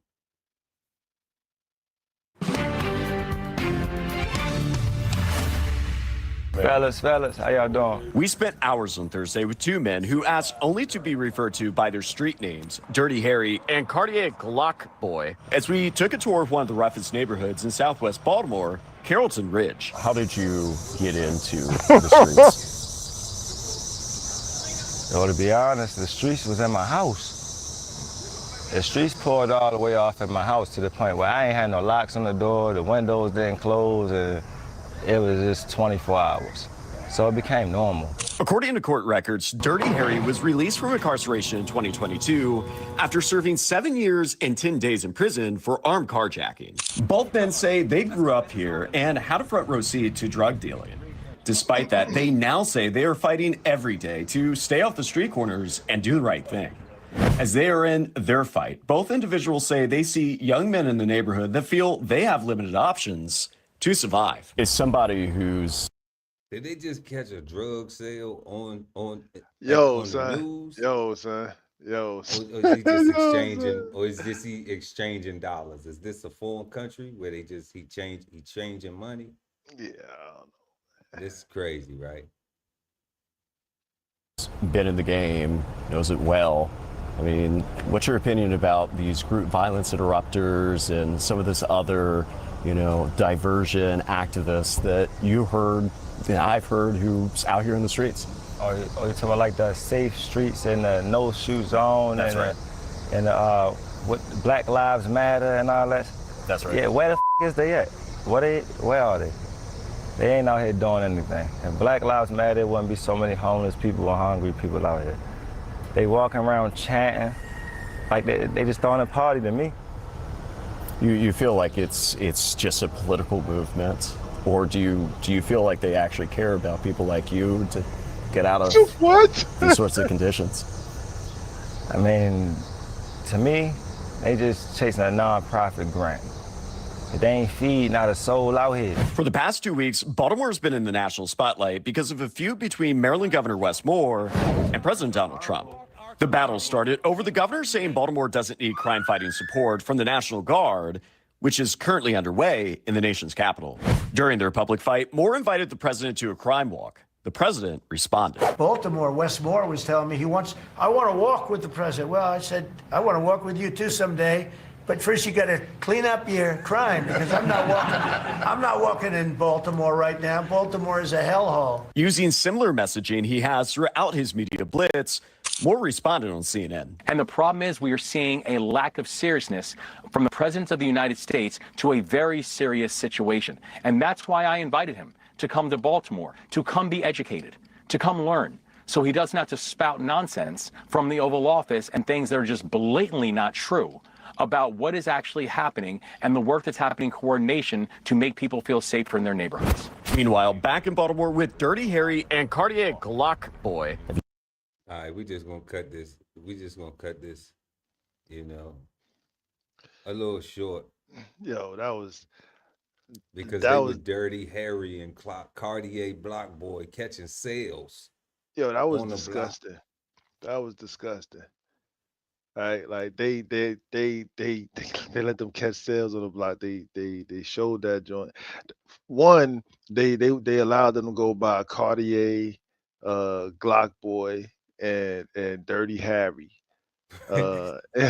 Instead of Concerned Citizen 1, Concerned Citizen 2 that don't want to say their names, you want to go by Dirty Harry and Glock Boy. You wanna do a hand to hand on national TV. You don't let this dude set you up with a question about you want me to ask about you ask me about the black organizations? Yeah, where they at anyway, right? Because I just got out of prison for being a part of why they not here in the first place, the black on black crime and the devastation, and I'm part of the mess, but I'm now that I'm out now and I'm free now, so I'm saying, where are they? Right, I'm out here. I ain't gonna get my real name, but I'm out here. I'm talking to this reporter and I'm out here, but this that was yeah. The news still finding the worst. Like, what was the point of that? That was like that was no in the community to that was speak. no. What was the point of that? What needs to become the betterment, the improvement? Dirty Harry, son. Now they did. It's no nonprofits in Baltimore. None that are actually doing some work. None. It's no black organizations. None that aren't doing anything. They had to get, and it's nothing against Dirty Harry and Cartier Glock Boy or whatever the hell. You know what I'm saying? But I mean, stop. Nah, I'm shitting on the news right now. I ain't shitting on them. Yeah, that's what I'm saying. Like, it's but for them to go and to facilitate that, it's like, come on, family. Correct. There are some people who can assess the situation a lot better versus and communicate what is needed, possibly offer some solutions other than just saying what ain't happening. What we already realize is not happening. What the two politicians are bickering back and forth about, when the news goes in there, it's almost like the news went in there on purpose to facilitate Trump's narrative. Okay? Because if you watching that and you're not watching it and you watching it unbiasedly, then seeing a drug sale made on, allegedly, okay, on camera, and seeing people loitering, all right, facilitates the narrative of I'm not walking through there. It's a bad place to be walking through. Nothing about that Versus- video was anti what Trump was saying. Right. It was nothing. It made Trump seem like he was spot on. Okay. So for the mayor to not be like, I'm gonna bring y'all through so y'all can see some stuff. Let me show y'all what's going on. Other than just taking press calls and just talking, yeah, but see, he trying to say the narrative is this and narrative is that. But then the camera crew went in there and it's just like, hold up, bro. So that's like they ain't even with you. Like the local news ain't even on your side. You don't even have resources within the community for you to go and show and prove. You just talking, saying, hey, we doing this, we doing that, and you can't go to those, hey, look, y'all, we bringing the cameras down there right now so he can see what's going on. Correct. You had Glock Boy and Dirty Harry. They go get Glock Boy. You know, come on, family. Black people gotta do better.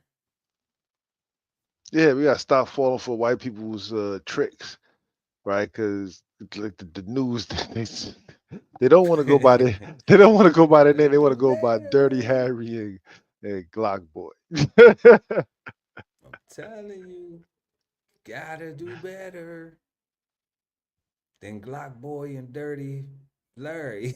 That was I crazy. ain't gonna do that, man.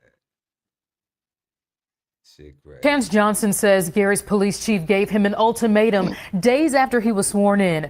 Cut your braids in 24 hours or be terminated. He says he thought the department would allow him to keep his hair because of his religion, but he was fired the next day.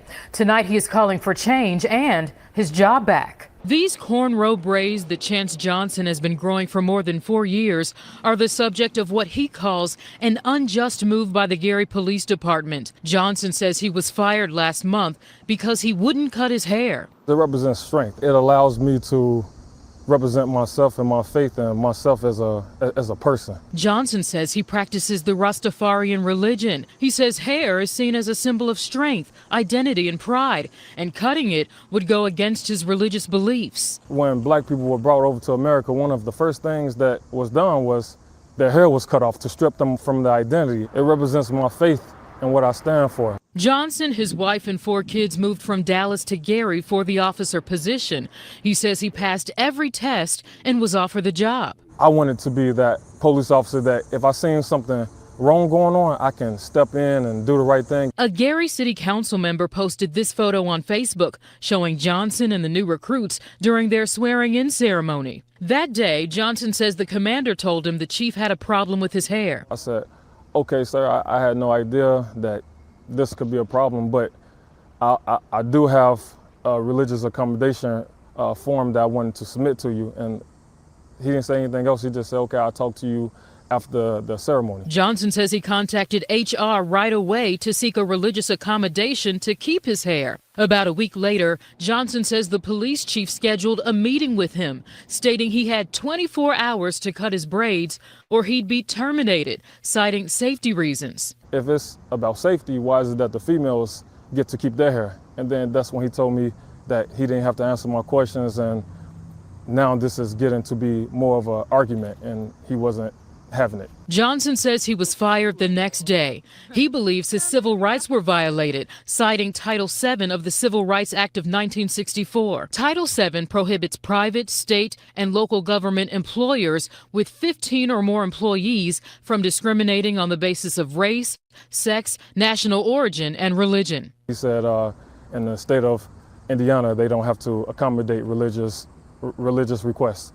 I never heard of anything like that. I reached out to the city of Gary and the Gary Police Department. A spokesperson for the city of Gary responded by saying, quote, "The city of Gary can confirm this is a personnel matter that we are reviewing. We are committed to fair treatment of all employees and compliance with applicable employment laws." Johnson says he wants Gary PD to be held accountable and he wants his job back, but not if it means cutting his hair. It's nice and neat and professional looking. I don't think anybody should be terminated for their religious beliefs, especially when it's not doing any harm to anybody around them. Johnson says he has not heard from the Gary Police Department since he was fired last month, but he is still hopeful for a resolution.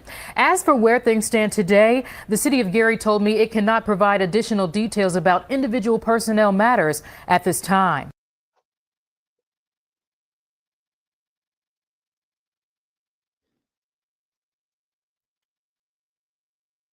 Yeah. So do you think if he cut it, he's going to get the job back? Should he cut his head? That's the question. Should he cut it? So, so this is what I think, right? I think he should have had that form filled out prior to getting sworn in. He should have had that as a part of his hiring package, right? Because it was something that he was trying to at least from what I think I understood based off that, it seemed like he was trying to introduce this religion thing in after the fact, and they didn't know about it beforehand, right? So anything for your religion and for your culture, should you have to cut your hair? Should you have to, if your religion and your culture means that much to you, then no, you shouldn't have to, right? And it may cost you your profession, And it may cost you your profession. right? Because clearly, right? Because they just let that cat go, right? I mean, they not worried about it at all. They don't think there's going to be any recourse or anything that is going to cause them to have to rehire him. And I think that's because he didn't have his form. And I think that's because he didn't have his form beforehand, right? I don't know, but I agree with what you said that like if it's something that's going to conflict, then you need to know that. Yeah. Prior to even applying. Correct. And because there's no expectation that I'm gonna go change that program or go change that system. Like I used to think that you can change the system from within, right? But then life taught me, I don't know about everybody, but it taught me that I'm just a cog in the wheel, right? In the whole big scheme of things, right? And while a cog can jam up the whole thing, that cog, like that jam could be fixed, right? You can replace that part and get it. You can delete. Right. You can delete the and it's what you can live with. What I did not like his explanation on his culture and his religion, right? I think that if something is your culture and your religion, that should be enough. You having to further justify, well, what is your culture and what is your religion? Tell me about it. And if I like it enough, or if you explain it to me well enough, then I can approve of you practicing what you're going to practice. I think that's corny. I think that you're going to practice what you practice regardless of what a next person say or don't say. And at least I think so. So I hate answering those kind of questions. I don't answer those kind of questions. Again, if something is cultural and religious in the workplace, that's enough, right? It's cultural, it's religious. We ain't got to get in. It depends because even cultural or religious exceptions were being granted back during the pandemic, and then they start not accepting them and start saying, okay, well, we don't care about your cultural or religious exception. You either got to take the job or take your ass to find a new job. Yeah. So. And what does it matter to you? Yeah, so Yeah. these things change over, like they can, it seems like it's gray, it's not permanent. And then they figure out, okay, well, you know what, we may do this, we may do that. We may be cool with this for a minute. And then, nah, well, I don't even think it's selective on who it is. I think it's just like you either in or out. You either Yeah. off or on, on or off. Yeah, I think my man though should start his own armed security company. I mean, he's already ex-police. He got that experience. He got the weapon experience and all that stuff. Keep his hair and start your own private firm. Yeah. Now, one thing I do think that would have helped is if the sheriff's department or police department, whoever, looked at him as an asset and said, okay, you young, you look young, how can we use this? He got the braids or whatever. Okay, do you want to do undercover stuff? So that way you can make detective. And that way, and now we start getting you in that lane where we start having you going out here, taking some dope out the seizure office, going out Yeah. there, on some deep cover type, Yeah. and going to go, The police chief deal might have with. saved his life, right? Because maybe they got a stereotype out there in Gary where brothers with cornrows or braids automatically the enemy, right? And he ain't want his own people to mistake him for one of them, right? I Yeah, mean, I don't know. Who knows, right? I Like, mean, but I'm all okay. That's a fair assessment, but I'm also looking at like we already have a problem socially with police in the communities, right? yeah, So having police officers that look like you may be a conduit to better relations. yeah, that sound like that's what we think, See? but we Okay, not yeah. we not the ones that scared. They scared. Yeah, but that's what I'm and saying they though. But and they scared of the yeah, image. They scared of what it right. looked like, right? So that's why I said, Yeah. right, like And they shouldn't be though, because he on their team. he So on that's why I 18.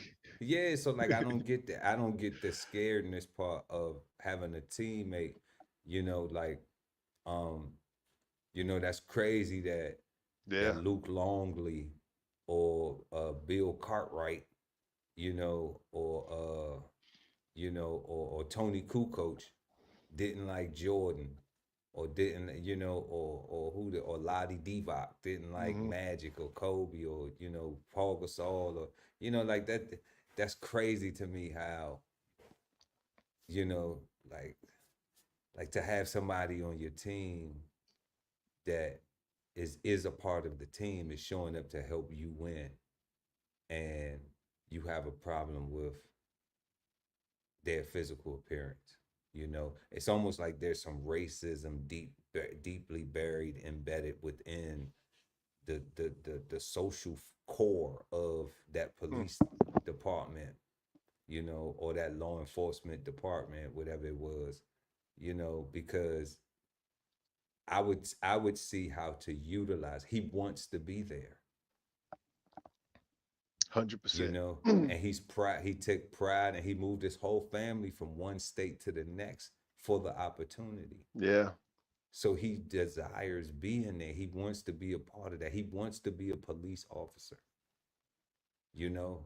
So why would I not try to facilitate that and look at it like, you know what? Okay, I may have some good old boys on the force in the team who have a problem looking at him every day because of their own psychological stereotypes and racist narratives that they carry with them deep within, right? Because you have that in law enforcement environments. Okay, you have it in the community. Hmm.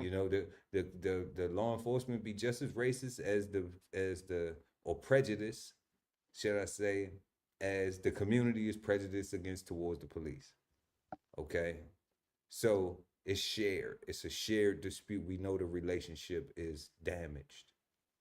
But when it comes to this brother, it's just like, man, they could have just facilitated. They could have did something to help the brother out, man. Like to utilize him as an asset, but that would take wanting him to be there. Yeah, I think they definitely should have told him uh, uh, his first interview. You got to cut your hair, right? Yeah, like the military, right? Like you go to the military, they be like, "Oh, that's coming off." Oh yeah, right. Like no matter what you have, like it's going to a ball. It's going to a ball to a one. Yeah, it's going to a one. So it don't matter what you got, dreads. No how matter you what you style got, it, no it's matter going what to you a got, one. going to a one. You starting from scratch, and Starting from scratch. that's just what it is, right? But I don't know, to not say that, or to think that he got he would have some exemption because of his religion or culture. That's what I'm saying. Like I think we moving into a world where if it's gonna be accepted, it gotta be upfront, and the employee has to accept if they're gonna accept your religion and culture. Or they could just implement a military standard, because he said he'd been growing that hair for 4 years. Correct. So that means that he went through the police academy with that hair. That's what I'm saying, right? That's what I mean, right? Like, yeah. So I don't see why let him go through all that just to now fire him. Like, it doesn't make sense at all. Just to fire him and not say, okay, what can we do? How can we use him as an asset? And he's young and fresh. We're gonna train him, and he's primed and ready to go. He's stoked about it. He moved his whole family here. So if he loses his job, then what does that mean? How his wife, his kids, they got to worry about how they gonna pay their bills, how they gonna. So it wasn't even like trying to bring him into the family and give him a position that he can embrace and he can excel in. So it sounds like the police department or law enforcement department, at least in Gary, Indiana, needs to work on more than just their race relations. Yeah. It seems like they need to work on, their leadership and their officer development. Yeah. And making sure that they provide a workplace that is conducive for people to advance and feel a part of the team. So, religion aside. But yeah, y'all, that's it for the Flavor Bombs this evening. You've just been Flavor Bombed, and now back to our show.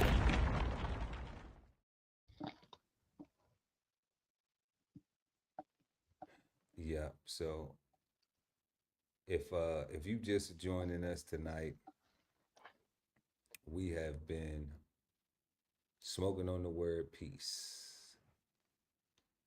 And right now, we are at our third question of the evening, based on the definition of peace and the current state of the world. Is peace socially possible? Let us know what you think in the comment section, and don't forget to hit that like button, y'all. We really appreciate it when you smash that like button. Also, links in the description. The God, Ali Dawood El at BK Soul Farm. Based on the definition of peace and what we have learned here tonight and the current state of the world, is peace socially possible?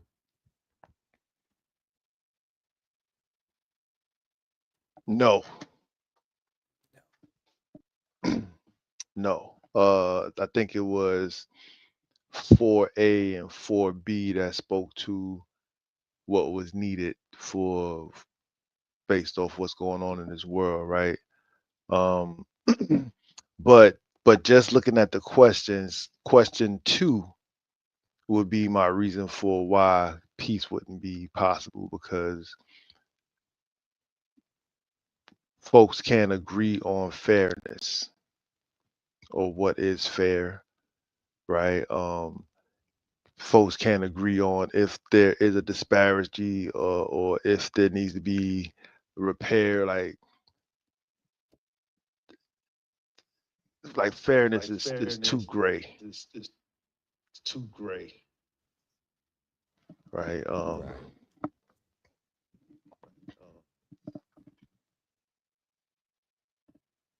We got so many conflicts going on in the world, country on countries.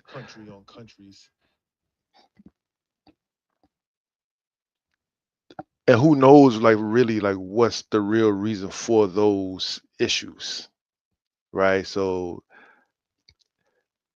and I would imagine at the end of the day, it's probably fairness or the lack thereof, right? And because people have a problem with fairness, like, because you would have a problem with fairness when you have colonizers and the colonized, right? There's a big gap of how do you make this fair with all this space between the colonizer and the colonized, like all this space in the middle. Like, how do you fix that? Um, because what was the term? Black fatigue. The colonizer. Black fatigue. It's called black fatigue. I'm tired of these niggas asking us for a check. Not even that. They're not even tired of asking for a check. They tired of us blaming them for the state of America, Yeah.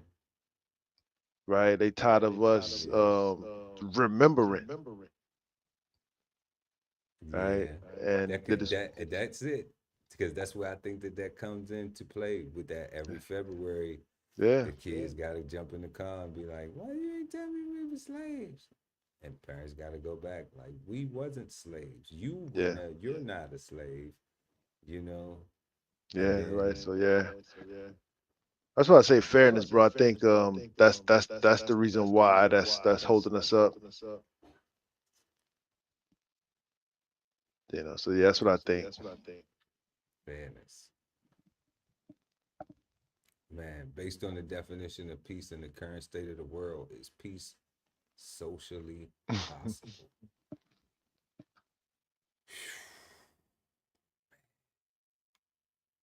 Freedom from civil disturbance.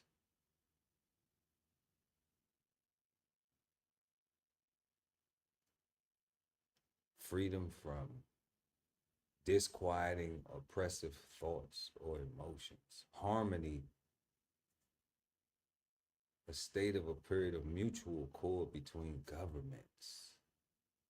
A pact agreement to end hostilities between those who have been at war or in a state of enmity. Well, war is a money thing.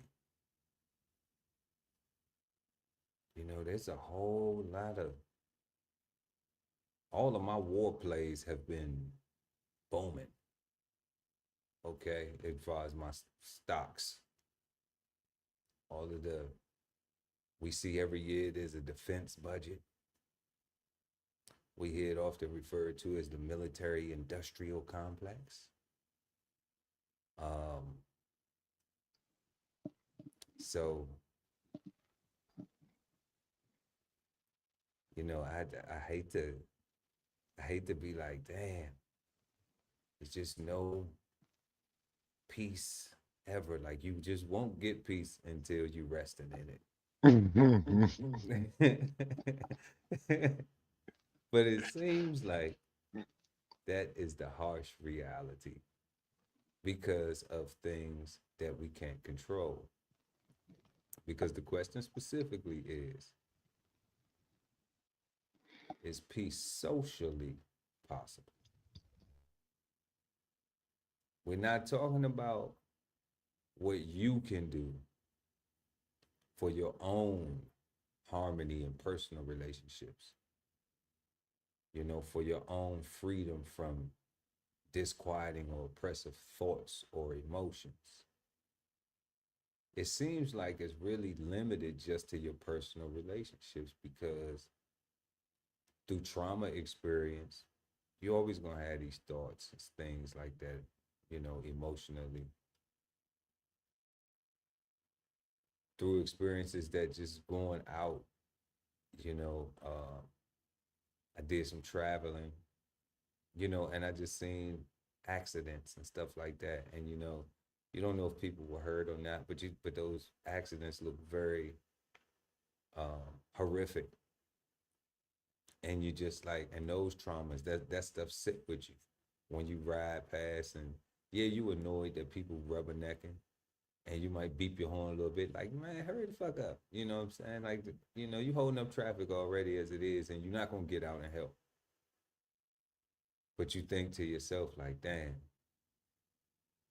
are the people okay? And that's the first thing that comes to your mind, like, you know, and you just see the death and you shrug it off, and it's just like, damn, well, you know, people die every day, B. You know, but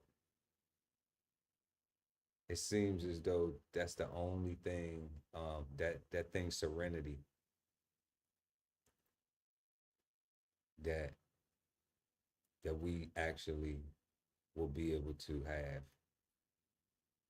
But socially, it's just always, we not in control of it. You go somewhere, something can happen. We watch the news all the time.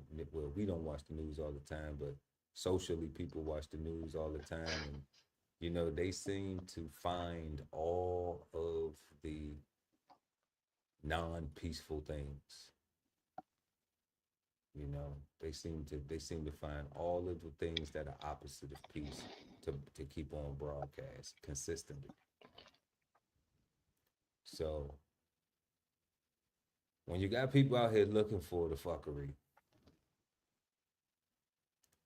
it's very, and then you have the rest of the human population, you know, contributing to it in some way. It is very, very difficult to be optimistic towards peace socially with this current state of the world. So yeah, we've been smoking on the word peace tonight. Our first question was, what do you think of when you hear the word peace? Let us know in the comment section. Our second question was, do economic disparities contribute to the lack of peace within our society? If so, what do you think can be done to reverse this trend? Let us know in the comment section. We are interested to know what you think, what your insights are, and we do respond to all comments. And our third question that myself and the God Ali Dawud El at BK Soul Farm just got finished answering was question 3, based on the definition of peace that we have shared tonight and learned. And the current state of this world that we all live in, is peace socially possible? And we both, regretfully, but honestly, did not bullshit y'all and just let you know this is what we dealing with. But you are in control of your piece, pieces of it. The pieces that you can control, you do have control over that. So our final question, always last but never least, is the word peace bad, good, or misunderstood?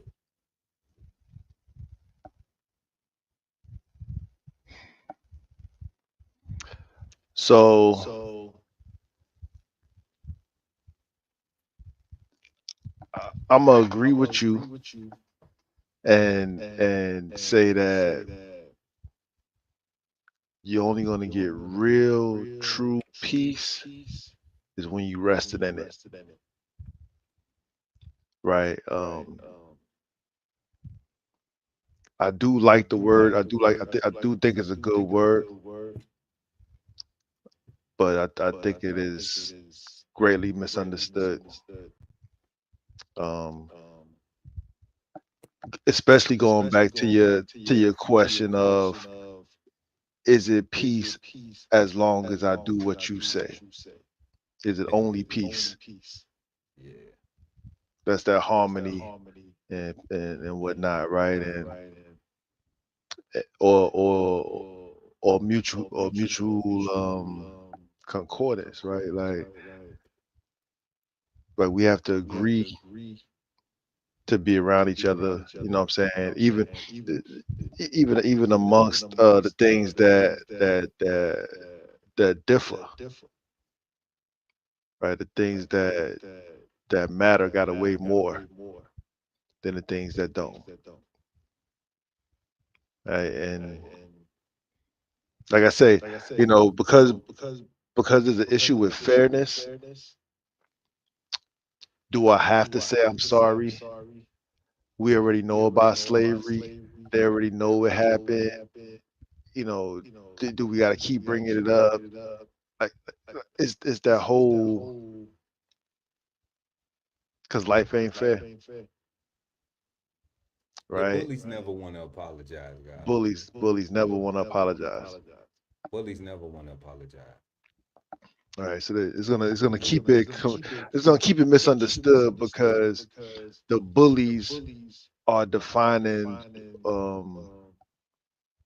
world peace, because it takes the bullies to come to some kind of concord amongst themselves so that they stop uh, uh, dropping bombs and stuff,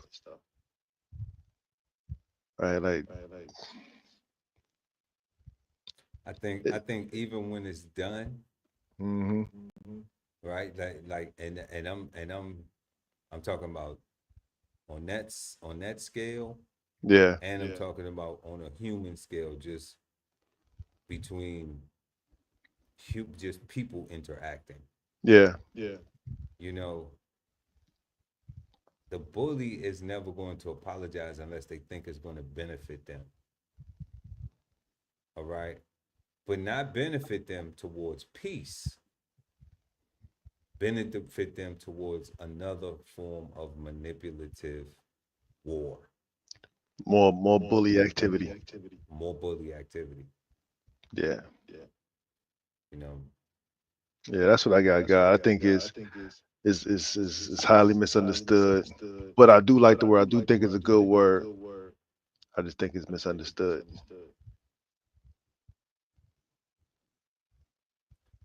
yeah. Is the word peace bad, good, or misunderstood? Y'all let us know in the comment section. I'm agreeing with the guy Ali Dawood El at BK Soul Farm this evening that peace is a good word, and it is definitely misunderstood. It is both of those. This definition tonight, learning this definition, um, some things I didn't know. That's why we Facts. have this show, right? And I feel good walking away understanding that peace is defined as a greeting and a farewell. But I also found peace in understanding that harmony in my personal relationships is peace. I found that freedom from disquieting or oppressive thoughts or emotion, when I can have that's peace. I did not realize that was peace. So we never trying to go to war, because that's not peace. That's not love. And if I go to war, then obviously that somebody has to die, and it's either me or the other person, or the other thing or entity or whatever it is. You know, so I don't recommend that or suggest that people value war you know, and try to have more value for peace. Try to have some understanding for peace. Let it not be so misunderstood. Watch this episode. Go do your own research. Self-reflect. See where your peace is. See the things that you in control of. See the things that you can add to. That you can add to make more peacefully. You know, look and see if there's anything that you're not doing in any situation that you can add to it, that it will allow it to be peaceful for you. Because this world is always going to be this world.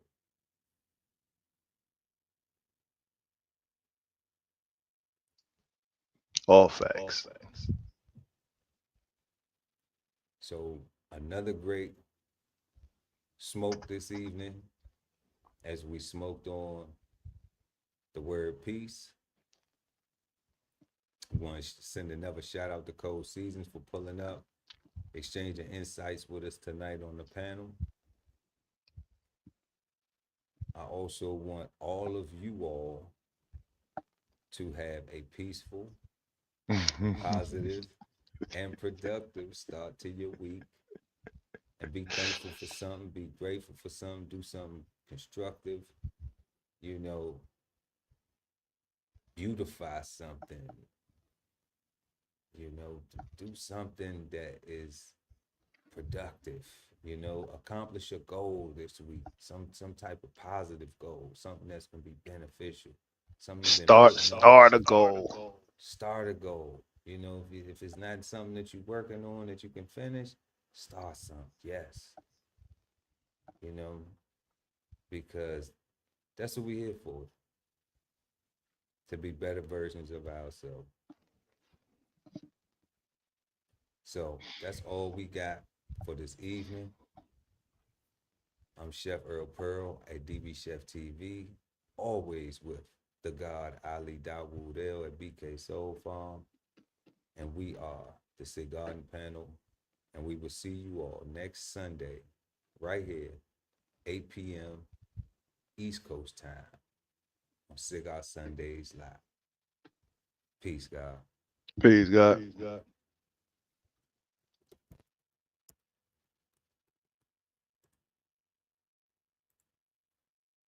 This whole publication is all about going from nowhere to somewhere, right? Being able to stand on something so that you can travel in peace, right? So bksoulfarm.com, 1016 160 self-sustainability.